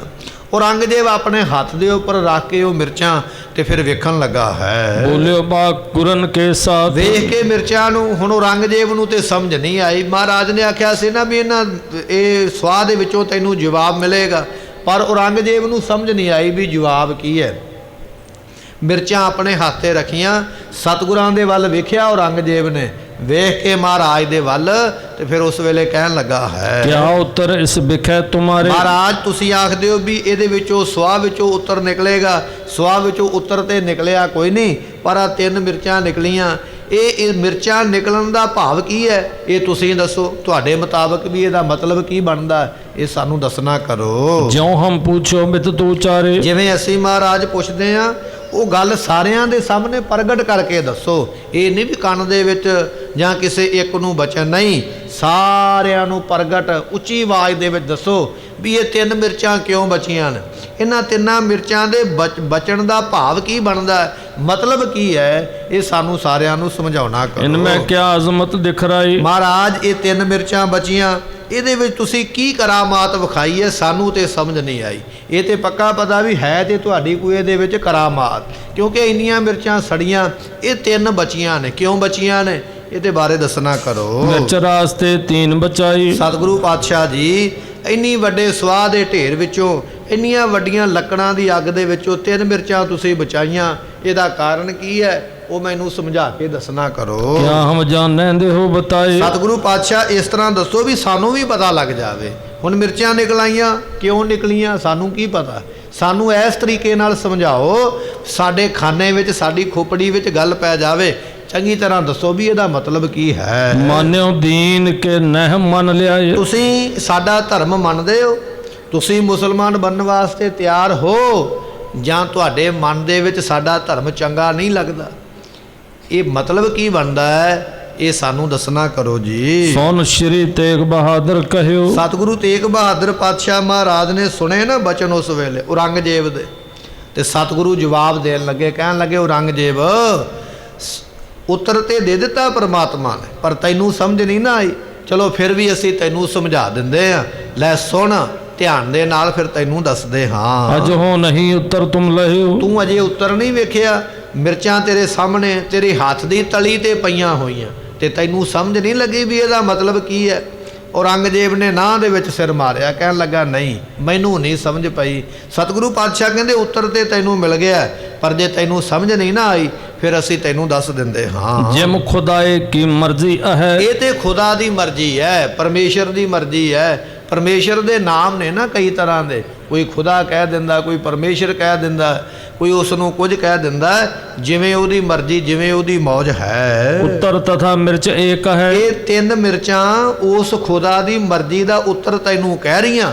ਹੁਣ ਤੈਨੂੰ ਸਮਝ ਨਹੀਂ ਆਈ, ਉਹ ਗੱਲ ਵੱਖਰੀ ਹੈ, ਪਰ ਖੁਦਾ ਕੀ ਚਾਹੁੰਦਾ ਇਹ ਮਿਰਚਾਂ ਦੱਸਦੀਆਂ ਪਈਆਂ, ਇਹਦੇ ਵਿੱਚੋਂ ਉੱਤਰ ਮਿਲਦਾ ਹੈ। ਇੱਕ ਕਰ ਦਿਓ ਚਾਹੇ ਐ ਤੇਰੀ। ਸੋ ਉਸ ਵੇਲੇ ਔਰੰਗਜ਼ੇਬ ਕਹਿੰਦਾ ਮਹਾਰਾਜ ਠੀਕ ਹੈ, ਮਿਰਚਾਂ 3 ਬਚੀਆਂ, ਪਰ ਇਹ ਮਿਰਚਾਂ ਬੋਲਦੀਆਂ ਥੋੜੀਆਂ ਵੀ ਜਿਹੜੀਆਂ ਮੈਨੂੰ ਉੱਤਰ ਦੇਣਗੀਆਂ। ਤੁਸੀਂ ਬੋਲ ਕੇ ਆਪ ਦੱਸੋ ਵੀ ਤੁਸੀਂ ਕਹਿਣਾ ਕੀ ਚਾਹੁੰਦੇ ਹੋ। ਸਤਿਗੁਰੂ ਕਹਿੰਦੇ ਜੇ ਸਾਡੇ ਕੋਲੋਂ ਸੁਣਨਾ ਚਾਹਣਾ, ਲੈ ਸੁਣ ਫਿਰ ਤੈਨੂੰ ਦੱਸ ਦਿੰਦੇ। ਕਹਿੰਦੇ ਤੂੰ ਇਹ ਗੱਲ ਚਾਹੁੰਦਾ ਸੀ, ਮੈਂ ਸਾਰੀ ਦੁਨੀਆ ਦੇ ਲੋਕਾਂ ਨੂੰ ਇੱਕ ਕਰ ਦੇਣਾ, ਮੁਸਲਮਾਨ ਬਣਾ ਦੇਣਾ, ਤੂੰ ਇਹ ਚਾਹੁੰਦਾ ਨਾ, ਤਾਂ ਹੀ ਤੂੰ ਇਹ ਇੰਨਾ ਅਤਿਆਚਾਰ ਕਰਦਾ ਪਿਆ, ਇੰਨਾ ਦੁੱਖ ਦਿੰਦਾ ਪਿਆ। ਤੂੰ ਸਾਰੇ ਹਿੰਦੁਸਤਾਨ ਦੇ ਲੋਕਾਂ ਨੂੰ ਇੱਕ ਕਰਨਾ ਚਾਹੁੰਦਾ, ਪਰ ਸਾਡਾ ਬਚਨ ਸੁਣਨਾ ਕਰ। नह खुदाए की हमने हेरी। ਇਹ ਖੁਦਾ ਦੀ ਮਰਜ਼ੀ ਨਹੀਂ ਹੋ, ਇਹ ਤੇਰੀ ਮਰਜ਼ੀ ਹੈ। ਜੋ ਤੂੰ ਆਖਦਾ ਵੀ ਮੈਂ ਖੁਦਾ ਦੀ ਖੁਸ਼ੀ ਲੈਣੀ ਹੈ, ਲੋਕਾਂ ਨੂੰ ਇੱਕ ਬਣਾ ਕੇ, ਇਹ ਮਰਜ਼ੀ ਤੇਰੀ ਹੋ ਸਕਦੀ ਹੈ। ਤੂੰ ਧਰਮ ਦੀ ਆੜ ਵਿੱਚ ਇਹ ਪਾਪ ਕਰਦਾ ਪਿਆ, ਪਰ ਤੇਰਾ ਖੁਦਾ ਵੀ ਇਹ ਗੱਲ ਨਹੀਂ ਉਹ ਚਾਹੁੰਦਾ। ਜਿਹਨੂੰ ਖੁਸ਼ ਕਰਨ ਵਾਸਤੇ ਤੂੰ ਹਿੰਦੂਆਂ ਦਾ ਕਤਲ ਕਰਕੇ ਮੁਸਲਮਾਨ ਬਣਾਉਂਦਾ ਪਿਆ, ਉਹ ਖੁਦਾ ਵੀ ਇਹ ਗੱਲ ਨਹੀਂ ਚਾਹੁੰਦਾ ਵੀ ਇਹ ਕੁਝ ਹੋਵੇ। ਇਹ ਤੇਰੀ ਮਰਜ਼ੀ ਹੋ ਸਕਦੀ ਹੈ, ਤੇਰੇ ਕੋਲ ਤਾਕਤ, ਤੂੰ ਰਾਜਾ ਹੈ, ਪਰ ਖੁਦਾ ਦੀ ਮਰਜ਼ੀ ਨਹੀਂ। ਖੁਦਾ ਦੀ ਮਰਜ਼ੀ ਕੀ ਹੈ ਉਹ ਦੱਸਦੇ ਹਨ। पूर्व हिंदू तुर्क जग दोए। ਪਰਮਾਤਮਾ ਨੇ ਇਸ ਵੇਲੇ ਜਾਂ ਇਸ ਵੇਲੇ ਤੋਂ ਪਹਿਲਾਂ ਦੋ ਕੌਮਾਂ ਦੁਨੀਆ ਦੇ ਵਿੱਚ ਨੇ। ਕਿਹੜੀਆਂ ਕਿਹੜੀਆਂ? ਇੱਕ ਹੈ ਹਿੰਦੂ, ਦੂਜਾ ਹੈ ਮੁਸਲਮਾਨ। ਦੋ ਕੌਮਾਂ ਤੇ ਪਹਿਲਾਂ ਹੀ ਨੇ ਦੁਨੀਆ ਦੇ ਵਿੱਚ, ਦੋ ਧਰਮ ਤੇ ਪਹਿਲਾਂ ਹੀ ਉਸਨੇ ਪੈਦਾ ਕੀਤੇ ਹੋਏ ਹਨ। अब ते तीन जानिए होए। ਪਰ ਹੁਣ ਤੂੰ ਇਹ ਸਮਝ ਲਾ, ਤੂੰ ਦੋ ਧਰਮਾਂ ਨੂੰ ਮਿਟਾ ਕੇ ਇੱਕ ਕਰਨ ਲੱਗਾ। ਪਰਮਾਤਮਾ ਇਹ ਨਹੀਂ ਚਾਹੁੰਦਾ, ਉਹ ਦੋ ਧਰਮਾਂ ਨੂੰ ਵੀ ਰੱਖੇਗਾ, ਪਰ ਦੋਵਾਂ ਦੇ ਵਿੱਚੋਂ ਉਹਨੇ ਤੀਜਾ ਧਰਮ ਵੀ ਪੈਦਾ ਕਰਨਾ ਹੈ। ਇੱਕ ਵਾਰੀ ਆਖੀਏ ਸਤਨਾਮ ਸ੍ਰੀ ਵਾਹਿਗੁਰੂ। ਗੁਰੂ ਤੇਗ ਬਹਾਦਰ ਪਾਤਸ਼ਾਹ ਮਹਾਰਾਜ ਸਾਹਿਬ ਜੀ ਤੀਜੇ ਧਰਮ ਦੀ ਭਵਿੱਖਬਾਣੀ ਕਰਦੇ ਪਏ। ਹਾਲੇ ਗੁਰੂ ਗੋਬਿੰਦ ਸਿੰਘ ਮਹਾਰਾਜ ਨੇ ਖਾਲਸਾ ਪੰਥ ਸਜਾਇਆ ਨਹੀਂ ਹੈ, ਹਾਲੇ ਖਾਲਸੇ ਨੂੰ ਮਹਾਰਾਜ ਨੇ ਤਿਆਰ ਨਹੀਂ ਕੀਤਾ, ਪਰ ਸਮਾਂ ਹਾਲੇ ਅੱਗੇ ਆਉਣਾ। ਪਹਿਲਾਂ ਹੀ ਦੱਸ ਦਿੱਤਾ, ਕਹਿਣ ਲੱਗੇ ਔਰੰਗਜ਼ੇਬ ਇਹ ਤਿੰਨ ਮਿਰਚਾਂ ਇਹ ਗੱਲ ਕਹਿੰਦੀਆਂ, ਤੂੰ ਸਾਰੇ ਲੋਕਾਂ ਨੂੰ ਮਿਟਾ ਕੇ ਇੱਕ ਕਰਨਾ ਚਾਹੁੰਦਾ, ਪਰ ਖੁਦਾ ਨਹੀਂ ਉਹ ਇਹ ਚਾਹੁੰਦਾ। ਖੁਦਾ ਚਾਹੁੰਦਾ ਹਿੰਦੂ ਵੀ ਰਹੇਗਾ, ਖੁਦਾ ਚਾਹੁੰਦਾ ਮੁਸਲਮਾਨ ਵੀ ਰਹੇਗਾ, ਤੇ ਖੁਦਾ ਇਹ ਵੀ ਚਾਹੁੰਦਾ ਇਹਨਾਂ ਤੋਂ ਬਿਨਾਂ ਇੱਕ ਤੀਜਾ ਹੋਰ ਵੀ ਪੈਦਾ ਹੋਵੇਗਾ, ਜਿਹੜਾ ਇਹਨਾਂ ਦੋਵਾਂ ਵਿੱਚ ਪਿਆਰ ਭਰ ਦੇਵੇਗਾ, ਜਿਹੜਾ ਗਰੀਬ ਗੁਰਬੇ ਦੀ ਰੱਖਿਆ ਕਰੇਗਾ ਅਤੇ ਜ਼ਾਲਮ ਦਾ ਟਾਕਰਾ ਕਰੇਗਾ। ਖੁਦਾ ਇੱਕ ਇਹੋ ਜਿਹਾ ਧਰਮ ਹੋਰ ਬਣਾਉਣਾ ਚਾਹੁੰਦਾ। ਇਹ ਤਿੰਨ ਮਿਰਚਾਂ ਜਿਹੜੀਆਂ ਨੇ ਤਿੰਨ ਧਰਮਾਂ ਦਾ ਸੰਕੇਤ ਕਰਦੀਆਂ ਪਈਆਂ, ਤਿੰਨ ਧਰਮਾਂ ਦਾ ਇਸ਼ਾਰਾ ਕਰਦੀਆਂ। ਤਿੰਨ ਬਚੀਆਂ ਹੋਈਆਂ ਮਿਰਚਾਂ ਵੀ ਇਹ ਤਿੰਨ ਧਰਮ ਦੁਨੀਆ ਤੇ ਹੋਣੇ ਹਨ। ਤੋਹੇ ਮਨੋਰਥ ਛੂਸ਼ਾ ਪਰ। ਜਿਹੜਾ ਤੇਰਾ ਮਨੋਰਥ ਹੈ ਨਾ, ਤੇਰੀ ਇੱਛਾ ਵੀ ਮੈਂ ਸਾਰੇ ਹਿੰਦੂ ਕਤਲ ਕਰਕੇ ਮੁਸਲਮਾਨ ਬਣਾ ਦਿਆਂਗਾ, ਮੈਂ ਮੁਸਲਮਾਨਾਂ ਤੋਂ ਬਿਨਾਂ ਕੋਈ ਦੂਜਾ ਰਹਿਣ ਨਹੀਂ ਦੇਣਾ, ਇਹ ਜਿਹੜੇ ਤੇਰੇ ਮਨ ਦਾ ਮਨੋਰਥ ਹੈ ਨਾ, ਔਰੰਗਜ਼ੇਬ ਵੀ ਸ਼ੂਸ਼ਾ ਹੀ ਰਹਿ ਜਾਣਾ। ਸ਼ੂਸ਼ਾ ਨਾਮ ਖਾਲੀ ਦਾ ਹੀ ਹੈ। ਇਹ ਤੇਰੇ ਮਨ ਦੀ ਇੱਛਾ ਖਾਲੀ ਰਹਿ ਜਾਣੀ, ਇਹ ਤੇਰੇ ਮਨ ਦਾ ਮਨੋਰਥ ਪੂਰਾ ਨਹੀਂ ਹੋਣਾ। ਭਾਵੇਂ ਤੂੰ ਜਿੰਨਾ ਮਰਜ਼ੀ ਜ਼ੋਰ ਲਾ ਲਾ, ਇਹ ਤੇਰੇ ਕੋਲੋਂ ਹੋਣਾ ਨਹੀਂ। ਕਿਉਂ? ਕਿਉਂਕਿ ਇਹਦੇ ਵਿੱਚ ਖੁਦਾ ਦੀ ਮਰਜ਼ੀ ਨਹੀਂ ਹੈ, ਇਹ ਕਦੇ ਨਹੀਂ ਹੋ ਸਕਦਾ ਹੈ। ਜਤਨ ਅਨੇਕਨ ਤੇ ਨ ਸਰੈ। ਭਾਵੇਂ ਤੂੰ ਅਨੇਕਾਂ ਯਤਨ ਕਰ ਲਾ, ਇਸ ਵੇਲੇ ਤੇਰੇ ਕੋਲ ਫੌਜ ਹੈ, ਤੇਰੇ ਕੋਲ ਮਾਇਆ ਹੈ, ਤੇਰੇ ਕੋਲ ਕਾਨੂੰਨ ਹੈ, ਤੇਰੇ ਕੋਲ ਰਾਜ ਹੈ, ਜੋ ਮਰਜ਼ੀ ਕਰ। ਭਾਵੇਂ ਮਾਇਆ ਵਰਤ ਕੇ, ਕਾਨੂੰਨ ਵਰਤ ਕੇ, ਜ਼ੋਰ ਵਰਤ ਕੇ, ਜ਼ੁਲਮ ਕਰਕੇ, ਜਿੰਨਾ ਮਰਜ਼ੀ ਜ਼ੋਰ ਲਾ ਲਾ, ਪਰ ਤੇਰੇ ਇਹ ਯਤਨ ਕਾਮਯਾਬ ਨਹੀਂ ਹੋਣੇ ਹਨ। ਹਮ ਤੁਮ ਜੀਵ ਕਹਾਂ ਤਿਸ ਆਗੇ। ਅਸੀਂ ਤੇ ਤੁਸੀਂ ਉਸ ਅਕਾਲ ਪੁਰਖ ਦੇ ਅੱਗੇ ਕੀ ਆ? ਤੂੰ ਭਾਵੇਂ ਆਪਣੇ ਆਪ ਨੂੰ ਵੱਡਾ ਸਮਝਦਾ, ਰਾਜਾ ਸਮਝਦਾ, ਪਰ ਇਹ ਗੱਲ ਸਮਝ, ਪਰਮਾਤਮਾ ਦੇ ਅੱਗੇ ਆਪਾਂ ਕੁਝ ਨਹੀਂ। ਉਹ ਪਰਮਾਤਮਾ ਦੇ ਬੜਾ ਸਮਰੱਥ ਹੈ। ਕੀੜਾ ਥਾਪ ਦੇ ਪਾਤਸ਼ਾਹੀ ਲਸ਼ਕਰ ਕਰੇ ਸਵਾ। ਉਹ ਜੇ ਕੀੜੇ ਦੇ ਵਿੱਚ ਵੀ ਉਹਨੇ ਬਲ ਭਰ ਦਿੱਤਾ ਤੇ ਵੱਡੀਆਂ ਵੱਡੀਆਂ ਫੌਜਾਂ ਨੂੰ ਕੀੜਾ ਵੀ ਨਾਸ਼ ਕਰ ਸਕਦਾ। ਪਰਮਾਤਮਾ ਇੰਨਾ ਤਾਕਤਵਰ ਹੈ। ਜਾਂ ਜਿਹੜੇ ਕੀੜਿਆਂ ਦੇ ਵਾਂਗ ਬਿਲਕੁਲ ਕਮਜ਼ੋਰ ਨੇ, ਜਿਨ੍ਹਾਂ ਨੂੰ ਪੁੱਛਦਾ ਕੋਈ ਨਹੀਂ ਹੈ, ਜਿਨ੍ਹਾਂ ਕੋਲ ਤਾਕਤ ਕੋਈ ਨਹੀਂ ਹੈ, ਪਰਮਾਤਮਾ ਜੇ ਉਹਨਾਂ ਦੇ ਸਿਰ ਤੇ ਵੀ ਮਿਹਰ ਦਾ ਹੱਥ ਰੱਖ ਦੇਵੇਗਾ, ਉਹ ਵੱਡੀਆਂ ਵੱਡੀਆਂ ਫੌਜਾਂ ਦੇ ਟਾਕਰੇ ਕਰਨ ਦੇ ਸਮਰੱਥ ਹੋ ਜਾਂਦੇ। ਅਸੀਂ ਉਸ ਖੁਦਾ ਦੇ ਅੱਗੇ ਕੁਝ ਨਹੀਂ, ਔਰ ਔਰੰਗਜ਼ੇਬ ਬਾਦਸ਼ਾਹ ਤੂੰ ਵੀ ਉਸ ਖੁਦਾ ਦੇ ਸਾਹਮਣੇ ਕੁਝ ਨਹੀਂ। ਉਹ ਇੰਨਾ ਵੱਡਾ ਸਮਰੱਥ ਹੈ, ਆਪਣੀ ਸ਼ਕਤ ਦਿਖਾਵਣ ਲਾਗੇ। ਤੇ ਉਹ ਪਰਮਾਤਮਾ ਜਿਹੜਾ ਹੈ ਉਹ ਬੜਾ ਵੱਡਾ ਹੈ। ਆਪਾਂ ਉਹਦੇ ਅੱਗੇ ਆਪਣੀ ਕੀ ਸ਼ਕਤੀ ਵਿਖਾ ਸਕਦੇ ਹਾਂ? ਸਕਲ ਖਲਕ ਖਾਲਕ ਕੀ ਗਾਈਏ। ਕਿਉਂਕਿ ਇਹ ਜਿੰਨੀ ਦੁਨੀਆ ਹੈ ਨਾ, ਇਹ ਨਾ ਤੇਰੀ ਹੈ ਨਾ ਸਾਡੀ ਹੈ। ਇਹ ਦੁਨੀਆ ਕਿਹਦੀ ਹੈ? ਇਹ ਦੁਨੀਆ ਪਰਮੇਸ਼ਰ ਦੀ ਹੈ। ਸਗਲ ਖਲਕ, ਖਲਕ ਨਾਮ ਹੈ ਦੁਨੀਆ ਦਾ, ਤੇ ਇਹ ਖਾਲਕ ਕੀ ਗਾਈ ਹੈ? ਇਹ ਉਸ ਖੁਦਾ ਦੀ ਕਹੀ ਜਾਂਦੀ ਹੈ। ਦੁਨੀਆ ਪਰਮੇਸ਼ਰ ਦੀ ਹੈ, ਦੁਨੀਆ ਕਿਸੇ ਬੰਦੇ ਦੀ ਨਹੀਂ ਹੈ। ਮਤਾਂ ਕੋਈ ਰਾਜਾ ਇਹ ਸੋਚ ਲੈ ਵੀ ਮੈਂ ਵੋਟਾਂ ਪਾ ਕੇ ਰਾਜਾ ਬਣ ਗਿਆ, ਜਾਂ ਮੈਂ ਰਾਜ ਲੈ ਕੇ ਰਾਜਾ ਬਣ ਗਿਆ, ਇਹ ਦੇਸ਼ ਮੇਰਾ, ਇਹ ਲੋਕ ਮੇਰੇ ਨੇ। ਨਹੀਂ, ਇਹ ਪਰਮੇਸ਼ਰ ਦੀ ਜਿਹੜੀ ਹੈ ਬਣਾਈ ਹੋਈ ਦੁਨੀਆ, ਤੇ ਪਰਮੇਸ਼ਰ ਦੀ ਹੈ। ਫਰੀਦਾ ਖਾਲਕ ਖਲਕ ਮੈਂ, ਖਲਕ ਵਸੈ ਰੱਬ ਮਾਹੇ, ਮੰਦਾ ਕਿਸ ਨੂੰ ਆਖੀਐ ਜਾਂ ਤਿਸ ਬਿਨ ਕੋਈ ਨਾਹੇ। ਖਾਲਕ ਖਲਕ ਮੈਂ, ਇਹ ਜਿਹੜੀ ਖਾਲਕ ਦੁਨੀਆ ਹੈ ਨਾ, ਇਹ ਖਲਕ ਪਰਮੇਸ਼ਰ ਵਿੱਚ ਵਸਦੀ ਹੈ। ਤੇ ਖਲਕ ਵਸੈ ਰੱਬ ਮਾਹੇ, ਦੁਨੀਆ ਰੱਬ ਵਿੱਚ ਵਸਦੀ ਹੈ, ਰੱਬ ਦੁਨੀਆ ਵਿੱਚ ਵਸਦਾ। ਮੰਦਾ ਕਿਸ ਨੂੰ ਆਖੀਐ, ਫਿਰ ਕਿਹਨੂੰ ਮਾੜਾ ਕਹਿਣਾ ਹੈ। ਜਾਂ ਤਿਸ ਬਿਨ ਕੋਈ ਨਾਹੇ, ਪਰਮਾਤਮਾ ਤੋਂ ਬਿਨਾਂ ਤੇ ਦੂਜਾ ਹੈ ਹੀ ਕੋਈ ਨਹੀਂ। ਖਾਲਕ ਖਲਕ ਖਲਕ ਮੈਂ ਖਾਲਕ ਕੂਰ ਰਹਿਓ ਸਰਬ ਠਾਈ। ਭਗਤ ਕਬੀਰ ਜੀਆਂ ਦਾ ਬਚਨ ਹੈ, ਰੱਬ ਵਸਦਾ ਦੁਨੀਆ ਵਿੱਚ, ਦੁਨੀਆ ਵਸਦੀ ਰੱਬ ਦੇ ਵਿੱਚ। ਇਹੋ ਜਗ ਸੱਚੇ ਕੀ ਹੈ ਕੋਠੜੀ, ਸੱਚੇ ਕਾ ਵਿੱਚ ਵਾਸ। ਗੁਰੂ ਨਾਨਕ ਸਾਹਿਬ ਨੇ ਵੀ ਬਚਨ ਆਖੇ ਨੇ, ਪਰਮੇਸ਼ਰ ਦਾ ਘਰ ਹੈ ਇਹ ਦੁਨੀਆ, ਇਸ ਦੁਨੀਆ ਵਿੱਚ ਪਰਮੇਸ਼ਰ ਵਸਦਾ। ਸੋ ਖਾਲਕ ਖਲਕ ਕੀ ਜਾਣ ਕੈ, ਖਲਕ ਦੁਖਾਵੈ ਨਾਹੇ, ਖਲਕ ਦੁਖੈ ਨੰਦ ਲਾਲ ਜੀ, ਖਾਲਕ ਕੋਪੈ ਤਾਹੇ। ਬ੍ਰਹਮ ਗਿਆਨੀ ਹੋਏ ਨੇ ਭਾਈ ਨੰਦ ਲਾਲ ਜੀ, ਸਾਹਿਬ ਗੁਰੂ ਗੋਬਿੰਦ ਸਿੰਘ ਮਹਾਰਾਜ ਜੀਆਂ ਦੇ ਮਹਾਨ ਸਿੱਖ ਨੇ। ਬੜੇ ਬੜੇ ਗ੍ਰੰਥ ਇਹਨਾਂ ਨੇ ਪੜ੍ਹ ਛੱਡੇ। ਉਹਨਾਂ ਨੇ ਲਿਖਿਆ, ਕਹਿਣ ਲੱਗੇ ਦੁਨੀਆ ਨੂੰ ਰੱਬ ਦਾ ਰੂਪ ਜਾਣ ਕੇ ਕਦੇ ਦੁਨੀਆ ਨੂੰ ਦੁੱਖ ਨਹੀਂ ਦੇਣਾ ਚਾਹੀਦਾ। ਖਾਲਕ ਖਲਕ ਕੀ ਜਾਣ ਕੇ, ਦੁਨੀਆ ਨੂੰ ਪਰਮੇਸ਼ਰ ਦੀ ਪ੍ਰੋਪਰਟੀ ਜਾਣ ਕੇ, ਪਰਮੇਸ਼ਰ ਦੀ ਬਣਾਈ ਹੋਈ ਜਾਣ ਕੇ, ਖਲਕ ਦੁਖਾਵੈ ਨਾਹੇ, ਕਦੇ ਦੁਨੀਆ ਨੂੰ ਤੰਗ ਨਹੀਂ ਕਰਨਾ ਚਾਹੀਦਾ। ਕੁਝ ਲੋਕ ਦੁਨੀਆ ਵਿੱਚ ਆਈ ਇਸੇ ਕੰਮ ਵਾਸਤੇ ਵੀ ਉਹਨਾਂ ਨੇ ਦੁੱਖ ਹੀ ਦੇਣਾ ਹੁੰਦਾ ਹਰੇਕ ਨੂੰ, ਪਰ ਕਹਿੰਦੇ ਇਹ ਕੰਮ ਕਦੇ ਨਾ ਕਰਿਆ ਕਰ। ਖਲਕ ਦੁਖੈ ਨੰਦ ਲਾਲ ਜੀ, ਜੇ ਦੁਨੀਆ ਦੁਖੀ ਹੋ ਗਈ ਨਾ, ਦੁਨੀਆ ਬਦਸੀਸਾਂ ਦੇਣ ਲੱਗ ਪਈ, ਤੇ ਖਾਲਕ ਕੋਪੈ ਤਾਹੇ, ਜਿਹਨੇ ਦੁਨੀਆ ਬਣਾਈ ਹੈ ਉਹ ਤੇਰੇ ਤੇ ਫਿਰ ਕ੍ਰੁੱਧਤ ਹੋ ਜਾਏਗਾ, ਤੇਰੇ ਤੇ ਨਾਰਾਜ਼ ਹੋ ਜਾਏਗਾ। ਤੇ ਜਿਹਦੇ ਤੇ ਪਰਮੇਸ਼ਰ ਨਾਰਾਜ਼ ਹੋ ਗਿਆ ਉਹ ਫਿਰ ਬਚੇਗਾ ਥੋੜੀ। ਸਤਿਗੁਰੂ ਇੱਥੇ ਕਹਿ ਰਹੇ ਨੇ, ਕਹਿਣ ਲੱਗੇ ਜਿੰਨੀ ਦੁਨੀਆ ਹੈ ਪਰਮੇਸ਼ਰ ਦੀ ਹੈ, ਤੇ ਪਰਮੇਸ਼ਰ ਇਸ ਦੇ ਵਿੱਚ ਵਸਦਾ ਹੈ। ਇਸ ਮੈਂ ਆਪਾ ਨਹੀਂ ਜਨਾਈਏ, ਇਹਦੇ ਵਿੱਚ ਆਪਣਾ ਆਪ ਜਨਾਉਣਾ ਨਹੀਂ ਚਾਹੀਦਾ, ਇਹਦੇ 'ਚ ਹੂੰ ਹਾਂ ਨਹੀਂ ਕਰਨੀ ਚਾਹੀਦੀ ਵੀ ਬਸ ਮੈਂ ਹੀ ਹਾਂ ਸਾਰਾ ਕੁਝ। ਦੁਨੀਆ ਦੇ ਵਿੱਚ ਬੰਦਿਆ ਹੰਕਾਰ ਕਰਕੇ ਆਪਣਾ ਆਪ ਨਾ ਜਨਾਇਆ ਕਰ, ਇਹ ਪਰਮੇਸ਼ਰ ਦੀ ਹੈ, ਪਰਮੇਸ਼ਰ ਬੜਾ ਸਮਰੱਥ ਹੈ। ਆਪਣਾ ਧਰਮ ਸਭਨ ਕੋ ਪਿਆਰੋ, ਆਪੋ ਆਪਣਾ ਧਰਮ ਸਾਰਿਆਂ ਨੂੰ ਪਿਆਰਾ ਹੁੰਦਾ। ਭਾਵੇਂ ਕੋਈ ਹਿੰਦੂ ਹੈ, ਕੋਈ ਮੁਸਲਮਾਨ ਹੈ, ਕੋਈ ਜੈਨੀ ਬੋਧੀ ਸਿੱਖ ਹੈ, ਭਾਵੇਂ ਕੋਈ ਵੀ ਹੈ, ਜਿਹੜਾ ਜਨਮ ਤੋਂ ਧਰਮ ਮਿਲਿਆ ਉਹਨੂੰ ਪਿਆਰ ਹਰੇਕ ਹੀ ਕਰਦਾ ਹੈ। ਤੂੰ ਇਹ ਗੱਲ ਕਹਿਣਾ ਵੀ ਹਿੰਦੂ ਨਰਕਾਂ ਨੂੰ ਜਾਂਦੇ ਪਏ, ਮੈਂ ਸਵਰਗਾਂ ਨੂੰ ਭੇਜਣ ਲੱਗਾ, ਤੂੰ ਕਿਹੜਾ ਇਹਨਾਂ ਦਾ ਕੋਈ ਲੱਗਦਾ ਹੈ? ਜੇ ਉਹ ਨਰਕਾਂ ਨੂੰ ਜਾਂਦੇ ਜਾਣਦੇ ਤੇਰਾ ਕੀ ਲੈਂਦੇ? ਆਪੇ ਉਹ ਨਰਕਾਂ ਨੂੰ ਜਾਣ, ਉਹ ਸਵਰਗਾਂ ਨੂੰ ਜਾਣ, ਇਹ ਉਹਨਾਂ ਦੇ ਧਰਮ ਦੀ ਆਪਣੀ ਗੱਲ ਹੈ। ਇਸ ਕਰਕੇ ਕਿ ਜਿਹੜਾ ਆਪੋ ਆਪਣਾ ਧਰਮ ਸਾਰਿਆਂ ਨੂੰ ਪਿਆਰਾ ਹੁੰਦਾ, ਕਿਸੇ ਦੇ ਧਰਮ ਨੂੰ ਗਾਲ ਨਹੀਂ ਦੇਣੀ ਚਾਹੀਦੀ, ਮਾੜਾ ਨਹੀਂ ਬੋਲਣਾ ਚਾਹੀਦਾ। ਧਰਮ ਮਾੜਾ ਨਹੀਂ ਹੁੰਦਾ, ਧਰਮ ਦੇ ਵਿੱਚ ਰਹਿਣ ਵਾਲੇ ਕੁਝ ਲੋਕ ਮਾੜੇ ਹੋ ਸਕਦੇ, ਪਰ ਉਹਨਾਂ ਲੋਕਾਂ ਦੇ ਕਰਕੇ ਧਰਮ ਨਹੀਂ ਮਾੜਾ ਕਦੇ ਹੁੰਦਾ। ਜੇ ਕਿਸੇ ਇੱਕ ਬੰਦੇ ਨੇ ਪਾਪ ਵੀ ਕੀਤਾ ਤੇ ਦੂਜੇ ਬੰਦੇ ਨੇ ਭਲਾ ਵੀ ਕੀਤਾ ਹੈ।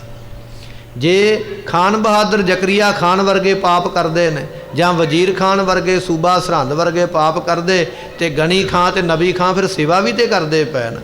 ਧਰਮ ਨਹੀਂ ਮਾੜਾ ਹੋਇਆ ਕਰਦਾ, ਧਰਮ ਦੇ ਵਿੱਚ ਰਹਿਣ ਵਾਲੇ ਕੁਝ ਲੋਕ ਜ਼ਰੂਰ ਮਾੜੇ ਹੋ ਜਾਂਦੇ, ਪਰ ਉਹਨਾਂ ਦੇ ਕਰਕੇ ਧਰਮ ਮਾੜਾ ਕਹਿਣਾ ਇਹ ਗੱਲ ਠੀਕ ਨਹੀਂ ਹੈ। ਸਤਿਗੁਰੂ ਪਾਤਸ਼ਾਹ ਕਹਿਣ ਲੱਗੇ ਕਿ ਇਹ ਆਪੋ ਆਪਣਾ ਧਰਮ ਸਾਰਿਆਂ ਨੂੰ ਪਿਆਰਾ ਹੈ। ਸੁਖ ਕਾਂਖੀ ਨ ਤਜੈ ਦੁਖਾਰੋ, ਤੇ ਇਸ ਕਰਕੇ ਸੁਖ ਦੀ ਕਾਂਖੀ, ਸੁਖ ਕਾਂਖੀ ਨ ਤਜੈ ਦੁਖਾਰੋ, ਜੇ ਸੁਖ ਦੀ ਇੱਛਾ ਰੱਖਦਾ ਤੇ ਕਦੇ ਕਿਸੇ ਨੂੰ ਦੁਖੀ ਨਾ ਕਰ। ਬੰਦਿਆ ਇਹ ਆਪਣੇ ਮਨ ਵਿੱਚ ਗੱਲ ਬਿਠਾ ਲੈ, ਜੇ ਤੂੰ ਸੁਖ ਦੀ ਇੱਛਾ ਰੱਖਦਾ ਨਾ ਮੈਨੂੰ ਕੱਲ੍ਹ ਨੂੰ ਸੁਖ ਮਿਲੇ, ਤੇ ਫਿਰ ਕਿਸੇ ਨੂੰ ਦੁਖੀ ਨਾ ਕਰ। ਜੇ ਤੂੰ ਚਾਹੁੰਦਾ ਹੈ ਨਾ ਵੀ ਕੱਲ੍ਹ ਨੂੰ ਗਰਮੀ ਲੱਗਦੀ ਹੈ, ਧੁੱਪ ਲੱਗਦੀ ਹੈ, ਤੇ ਮੈਨੂੰ ਛਾਂ ਚਾਹੀਦੀ ਹੈ, ਤੇ ਛਾਂ ਲੈਣ ਵਾਸਤੇ ਬੂਟਾ ਪਹਿਲਾਂ ਲਾਉਣਾ ਪੈਣਾ, ਫਿਰ ਉਹ ਬੂਟਾ ਜਵਾਨ ਹੋਵੇਗਾ, ਫਿਰ ਹੀ ਉਹ ਤੈਨੂੰ ਛਾਂ ਦੇਵੇਗਾ। ਤੇ ਜੇ ਤੂੰ ਬੂਟੇ ਦੇ ਸਿਰ ਤੇ ਰੱਖ ਲਈ ਰੁੱਖ ਦੇ ਆਰੀ ਵੀ ਪਹਿਲਾਂ ਇਹਨੂੰ ਜੜੋਂ ਵੱਢਾਂ ਤੇ ਫਿਰ ਬਾਅਦ ਵਿੱਚ ਛਾਂ ਲਵਾਂ, ਤੇ ਬਾਅਦ ਵਿੱਚ ਥੋੜ੍ਹੀ ਛਾਂ ਦੇਵੇਗਾ।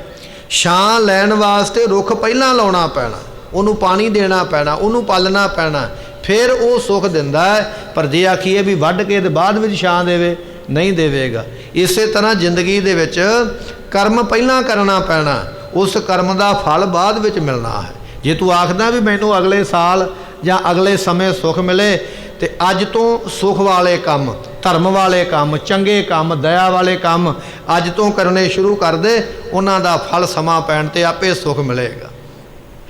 ਪਰ ਅੱਜ ਤੇ ਤੂੰ ਪਾਪ ਕਰਦਾ ਪਿਆ, ਅੱਜ ਤੇ ਮਾੜਾ ਕਰਮ ਕਰਦਾ ਪਿਆ, ਤੇ ਚਾਹੁਣਾ ਸੁੱਖ ਮਿਲੇ। ਫਰੀਦਾ ਲੋੜੈ ਦਾਖ ਬਜੌਰੀਆਂ, ਕਿੱਕਰ ਬੀਜੈ ਜੱਟ, ਹੰਡੈ ਉੱਨ ਕਤਾਏ ਦਾ ਪੈਦਾ ਲੋੜੈ ਪੱਟ। ਬਜੌਰ ਇੱਕ ਦੇਸ਼ ਦਾ ਨਾਮ ਹੈ, ਮੁਲਤਾਨ ਦੀ ਸਾਈਡ ਤੇ ਕਹਿੰਦੇ ਇਲਾਕਾ ਪੈਂਦਾ, ਉੱਥੋਂ ਦੇ ਕਹਿੰਦੇ ਅੰਗੂਰ ਬੜੇ ਸਵਾਦ, ਬੜੇ ਮੋਟੇ, ਬੜੇ ਲੰਮੇ। ਹੁਣ ਬੀਜਿਆ ਤੇ ਆਪਣੇ ਘਰ ਦੇ ਵਿੱਚ ਕਿੱਕਰ ਹੈ ਤੇ ਰਾਤ ਨੂੰ ਸੁਪਨਾ ਲੈਂਦਾ ਵੀ ਸਵੇਰੇ ਕਿੱਕਰ ਨੂੰ ਅੰਗੂਰ ਲੱਗ ਜਾਣਗੇ, ਉਹ ਵੀ ਬਜੌਰ ਦੇ ਬੜੇ ਮਿੱਠੇ। ਕਿੱਕਰ ਥੋੜ੍ਹ ਕਿੱਕਰ ਨੂੰ ਅੰਗੂਰ ਨਹੀਂ ਲੱਗਣੇ, ਕੰਡੇ ਤੇਰੇ ਪੈਰ ਵਿੱਚ ਜ਼ਰੂਰ ਚੁੱਭ ਜਾਣਗੇ। ਮਹਾਰਾਜ ਕਹਿੰਦੇ ਦੁਨੀਆ ਨੂੰ ਦੇਣਾ ਦੁੱਖ ਪਾਪ ਧੋਖਾ ਤੇ ਚਾਹੁਣਾ ਵੀ ਸੁੱਖ ਮਿਲੇ, ਮਿਲੇ ਕਿਵੇਂ? ਰੁੱਖ ਦੀ ਛਾਂ ਲੈਣ ਵਾਸਤੇ ਵੀ ਉਹਨੂੰ ਪਹਿਲਾਂ ਲਾਉਣਾ ਪੈਂਦਾ ਹੈ, ਫਿਰ ਉਹ ਛਾਂ ਦਿੰਦਾ ਹੈ। ਇਸੇ ਤਰ੍ਹਾਂ ਕਰਮ ਦਾ ਸੁੱਖ ਲੈਣ ਵਾਸਤੇ ਪਹਿਲਾਂ ਕਰਮ ਬੀਜਣਾ ਪੈਂਦਾ, ਜਿਹੋ ਜਿਹਾ ਬੀਜੇਗਾ ਉਹੋ ਜਿਹਾ ਵੱਢੇਗਾ। ਸਤਿਗੁਰੂ ਪਾਤਸ਼ਾਹ ਕਹਿਣ ਲੱਗੇ ਕਿ ਇਹ ਜਿਹੜਾ ਸਰੀਰ ਹੈ ਨਾ, ਇਹਦੇ ਵਿੱਚ ਜਿਹੋ ਜਿਹਾ ਕਰਮ ਕਰਦਾ ਹੈ ਸੋ ਉਹ ਤੈਨੂੰ ਫਲ ਪ੍ਰਾਪਤ ਹੁੰਦਾ ਹੈ। ਸੋ ਅੰਤ ਖਲੋਆ ਆਏ, ਖੇਤ ਸਰੀਰ ਜੋ ਬੀਜੀਏ ਸੋ ਅੰਤ ਖਲੋਆ ਆਏ। ਜਿਹੋ ਜਿਹਾ ਫਲ ਬੀਜੇਗਾ ਉਹੋ ਜਿਹਾ ਫਲ ਮਿਲਦਾ ਹੈ। ਨਿਜ ਨਿਜ ਧਰਮ ਰਾਖੇ ਜੋਏ। ਇਸ ਕਰਕੇ ਹਰੇਕ ਬੰਦਾ ਆਪਣਾ ਧਰਮ ਰੱਖਦਾ ਹੈ, ਭਾਵੇਂ ਉਹ ਕਿਸੇ ਵੀ ਧਰਮ ਨਾਲ ਸੰਬੰਧ ਰੱਖਦਾ, ਧਰਮ ਆਪੋ ਆਪਣਾ ਚੰਗਾ ਹੈ। ਉਤਮ ਗਤ ਸੋ ਪ੍ਰਾਪਤ ਹੋਏ। ਜਿਹੜਾ ਬੰਦਾ ਆਪਣੇ ਧਰਮ ਦੇ ਵਿੱਚ ਰਹਿੰਦਾ ਹੈ ਨਾ, ਭਾਵੇਂ ਉਹ ਕੋਈ ਵੀ ਧਰਮ ਹੈ, ਜੇ ਤੁਸੀਂ ਧਰਮ ਦੀ ਪੂਰੀ ਮਰਿਆਦਾ ਰੱਖਦੇ ਜੇ ਤੇ ਤੁਹਾਨੂੰ ਅੰਤ ਵੇਲੇ ਗਤ ਮਿਲੇਗੀ, ਮੁਕਤੀ ਮਿਲੇਗੀ। ਤੁਸੀਂ ਅੰਤ ਵੇਲੇ ਸੁਖੀ ਦੁਨੀਆ ਤੋਂ ਜਾਓਗੇ, ਅੱਗੇ ਵੀ ਸੁੱਖ ਮਿਲੇਗਾ, ਪਰ ਮਿਲੇਗਾ ਉਹਨੂੰ ਜਿਹੜਾ ਆਪਣੇ ਧਰਮ ਦੇ ਵਿੱਚ ਪੱਕਾ ਹੈ। ਜਿਹੜਾ ਕਦੇ ਕਿਤੇ ਚਲਾ ਗਿਆ, ਕਦੇ ਕਿਤੇ ਚਲਾ ਗਿਆ, ਨਾ ਇੱਧਰ ਦਾ ਨਾ ਉੱਧਰ ਦਾ, ਉਹ ਇੱਥੇ ਹੀ ਰਹਿ ਜਾਂਦਾ, ਉਹਦਾ ਕਿਸੇ ਬੰਨੇ ਨਹੀਂ ਬੇੜਾ ਪਾਰ ਹੁੰਦਾ। ਧਰਮ ਦੇ ਵਿੱਚ ਰਹਿਣਾ, ਆਪਣੇ ਧਰਮ ਦੇ ਵਿੱਚ ਪੱਕਾ ਰਹਿ ਤੇ ਧਰਮ ਤੈਨੂੰ ਬਚਾ ਦਿੰਦਾ ਹੈ। ਪਰੰਪਰਾ ਕੀ ਰੀਤ ਮਹਾਨੀ। ਇਹ ਰੱਬ ਦੀ ਪਰੰਪਰਾ ਬਣਾਈ ਹੋਈ, ਰੀਤ ਬਣਾਈ, ਮਰਿਆਦਾ ਬਣਾਈ ਹੋਈ ਹੈ। ਕੌਣ ਸਕੈ ਇਸ ਕੋ ਕਰਹਾਨੀ। ਇਹਨੂੰ ਕੋਈ ਹਾਨ ਨਹੀਂ ਕਰ ਸਕਦਾ, ਨਾ ਤੂੰ ਕਰ ਸਕਦਾ ਵੀ ਮੈਂ ਧਰਮ ਖਤਮ ਕਰ ਦਿਆਂਗਾ। ਜੇ ਧਰਮ ਖਤਮ ਹੋਣ ਵਾਲਾ ਹੋਵੇ ਤੇ ਰੱਬ ਬਣਾਉਂਦਾ ਹੀ ਕਿਉਂ? ਜਿਹੜੀ ਇਹ ਪਰੰਪਰਾ ਦੁਨੀਆ ਵਿੱਚ ਚੱਲ ਪੈਂਦੀ ਹੈ, ਉਹ ਪਰੰਪਰਾ ਨੂੰ ਖਤਮ ਨਹੀਂ ਕੀਤਾ ਜਾ ਸਕਦਾ। ਇਸ ਕਰਕੇ ਤੂੰ ਇਹ ਖਿਆਲ ਕੱਢ ਦੇ ਮਨ ਵਿੱਚੋਂ ਵੀ ਮੈਂ ਧਰਮ ਨੂੰ ਮੁਕਾ ਦੇਣਾ ਹੈ। ਇਸ ਭੂਤਲ ਪਰ ਭਏ ਕਨੇਰੇ। ਇਸ ਧਰਤੀ ਤੇ ਔਰੰਗਜ਼ੇਬ ਤੇਰੇ ਤੋਂ ਪਹਿਲਾਂ ਪਤਾ ਨਹੀਂ ਕਿੰਨੇ ਕੁ ਰਾਜੇ, ਮਹਾਰਾਜੇ, ਚੱਕਰਵਰਤੀ ਰਾਜੇ, ਬਾਦਸ਼ਾਹ ਹੋਏ, ਗਿਣਤੀ ਕੋਈ ਨਹੀਂ ਹੈ। ਤੇਜਵੰਤ ਸਮਰੱਥ ਵਡੇਰੇ। ਤੂੰ ਤੇ ਕੁਝ ਵੀ ਨਹੀਂ ਹੈ, ਪਤਾ ਨਹੀਂ ਕਿੰਨੇ ਕੰਨੇ ਤੇਜ ਪ੍ਰਤਾਪ ਵਾਲੇ ਬੜੇ ਬੜੇ ਸਮਰੱਥ, ਜਿਨ੍ਹਾਂ ਦੇ ਚੱਲਿਆਂ ਧਰਤੀ ਵੀ ਇੱਕ ਵੇਲੇ ਕੰਬਣ ਲੱਗ ਪੈਂਦੀ ਹੈ, ਜਿਨ੍ਹਾਂ ਦੇ ਅੱਗੇ ਕੋਈ ਖੜ ਨਹੀਂ ਸਕਦਾ। ਇਹੋ ਜਿਹਾ ਭਿਆਨਕ ਤੇ ਬਲ ਵਾਲੇ ਰਾਜੇ ਹੋਏ ਹਨ। ਗਰਵਤ ਗਮਨਤ ਜੋ ਵਿਪਰੀਤ। ਉਹ ਜਦੋਂ ਚੱਲਦੇ ਸਨ ਤੇ ਉਹ ਬੜੇ ਹੰਕਾਰੀ ਸਨ ਵੀ ਜਿੱਧਰ ਨੂੰ ਅਸੀਂ ਚੱਲੀਏ ਕੋਈ ਇਹੋ ਜਿਹਾ ਸੂਰਮਾ ਨਹੀਂ ਜਿਹੜਾ ਸਾਡਾ ਰਾਹ ਰੋਕ ਲਵੇ। ਤੇ ਚੱਲਦੇ ਸਨ ਦੁਨੀਆ ਤੇ ਕਈ ਵਾਰੀ ਇੰਨਾ ਹੰਕਾਰ ਆ ਜਾਂਦਾ ਬੰਦਾ ਉਲਟਾ ਚੱਲ ਪੈਂਦਾ ਹੈ। ਮੂਲ ਸਮੇਤ ਜਾਤ ਜੋ ਬੀਤ। ਤੇ ਸਤਿਗੁਰੂ ਪਾਤਸ਼ਾਹ ਮਹਾਰਾਜ ਕਹਿਣ ਲੱਗੇ ਜਿਹੜਾ ਮਨੁੱਖ ਮੂਲ ਦੇ ਸਮੇਤ ਹੀ ਪਾਪ ਕਰਮ ਕਰਨ ਲੱਗ ਪਵੇ, ਉਹਦਾ ਮੂਲ ਹੀ ਦੁਨੀਆ ਤੋਂ ਪਟਿਆ ਜਾਂਦਾ, ਮੋਢੀ ਪਟਿਆ ਜਾਂਦਾ। ਬੜੇ ਬੜੇ ਦੁਨੀਆ ਦੇ ਰਾਜੇ ਮਹਾਰਾਜੇ ਹੋਏ, ਕਿਹੋ ਜਿਹਾ ਰਾਜੇ ਹੋਏ? ਰਣਾਕਸ਼ ਵਰਗੇ, ਜਿਨ੍ਹਾਂ ਨੇ ਇੰਦਰ ਨੂੰ ਅੱਗੇ ਲਾ ਕੇ ਭਜਾ ਛੱਡਿਆ ਵੀ ਚੱਲ ਭੱਜ ਕਿੱਥੇ ਜਾਵੇਂਗਾ। ਵੱਡੇ ਵੱਡੇ ਦੁਨੀਆ ਦੇ ਰਾਜੇ ਹੋਏ ਮੈਖਾਸੁਰ ਵਰਗੇ, ਜਿਨ੍ਹਾਂ ਨੇ ਵੱਡੇ ਵੱਡੇ ਦੇਵਤਿਆਂ ਨੂੰ ਭੱਜਣ ਤੇ ਮਜਬੂਰ ਕਰ ਦਿੱਤਾ। ਵੱਡੇ ਵੱਡੇ ਰਾਜੇ ਹੋਏ ਦੁਨੀਆ ਤੇ ਖੜਕ ਸਿੰਘ ਵਰਗੇ, ਜਿਨ੍ਹਾਂ ਨੇ ਭਗਵਾਨ ਕ੍ਰਿਸ਼ਨ ਵਰਗਿਆਂ ਨੂੰ ਜੰਗ ਦਾ ਮੈਦਾਨ ਛੱਡ ਕੇ ਜਾਣ ਤੇ ਮਜਬੂਰ ਕਰ ਦਿੱਤਾ। ਵੱਡੇ ਵੱਡੇ ਰਾਜੇ ਹੋਏ ਜਰਾਸੰਧ ਵਰਗੇ, ਜਿਨ੍ਹਾਂ ਦੇ ਸਾਹਮਣੇ ਕੋਈ ਜਾ ਕੇ ਨਾ ਜੰਗ ਕਰ ਸਕਦਾ, ਨਾ ਕੋਈ ਕੁਸ਼ਤੀ ਕਰ ਸਕਦਾ। ਪਰ ਦੁਨੀਆ ਤੇ ਅੱਜ ਉਹ ਲੱਭਿਆਂ ਲੱਭਦੇ ਨਹੀਂ, ਮਰ ਖਪ ਗਏ, ਇੱਥੋਂ ਚਲੇ ਗਏ। ਤੇਰੇ ਤੋਂ ਪਹਿਲਾਂ ਇਹੋ ਜਿਹੇ ਕਈ ਹੋਏ, ਇਹ ਦੁਨੀਆ ਨੂੰ ਜਿੱਤ ਕੋਈ ਨਹੀਂ ਸਕਿਆ। ਗੁਰੂ ਤੇਗ ਬਹਾਦਰ ਮਹਾਰਾਜ ਸਾਹਿਬ ਦੀ ਇਸ ਔਰੰਗਜ਼ੇਬ ਦੇ ਨਾਲ ਇਹ ਸੱਚੇ ਤੇ ਖਰੇ ਬਚਨ ਕਰਦੇ, ਇਹਨੂੰ ਗੁੱਸਾ ਤੇ ਮਨ ਵਿੱਚ ਆਉਂਦਾ ਪਿਆ। ਸਤਿਗੁਰੂ ਹੋਰ ਕਿਹੜੇ ਕਿਹੜੇ ਜਵਾਬ ਦੇਣਗੇ ਅਤੇ ਕਿਹੜੇ ਕਿਹੜੇ ਬਚਨ ਕਰਨਗੇ, ਕੱਲ ਦੇ ਦੀਵਾਨ ਵਿੱਚ ਸਰਵਣ ਕਰਾਂਗੇ। ਸਮੇਂ ਦੀ ਸਮਾਪਤੀ, ਭੁੱਲਾਂ ਦੀ ਮੁਆਫੀ, ਲੇਖਾ ਕਤਹਿ ਨਾ ਛੁੱਟੀ ਹੈ, ਬਖਸ਼ਨਹਾਰ ਬਖਸ਼ ਲੈ। ਵਾਹਿਗੁਰੂ ਜੀ।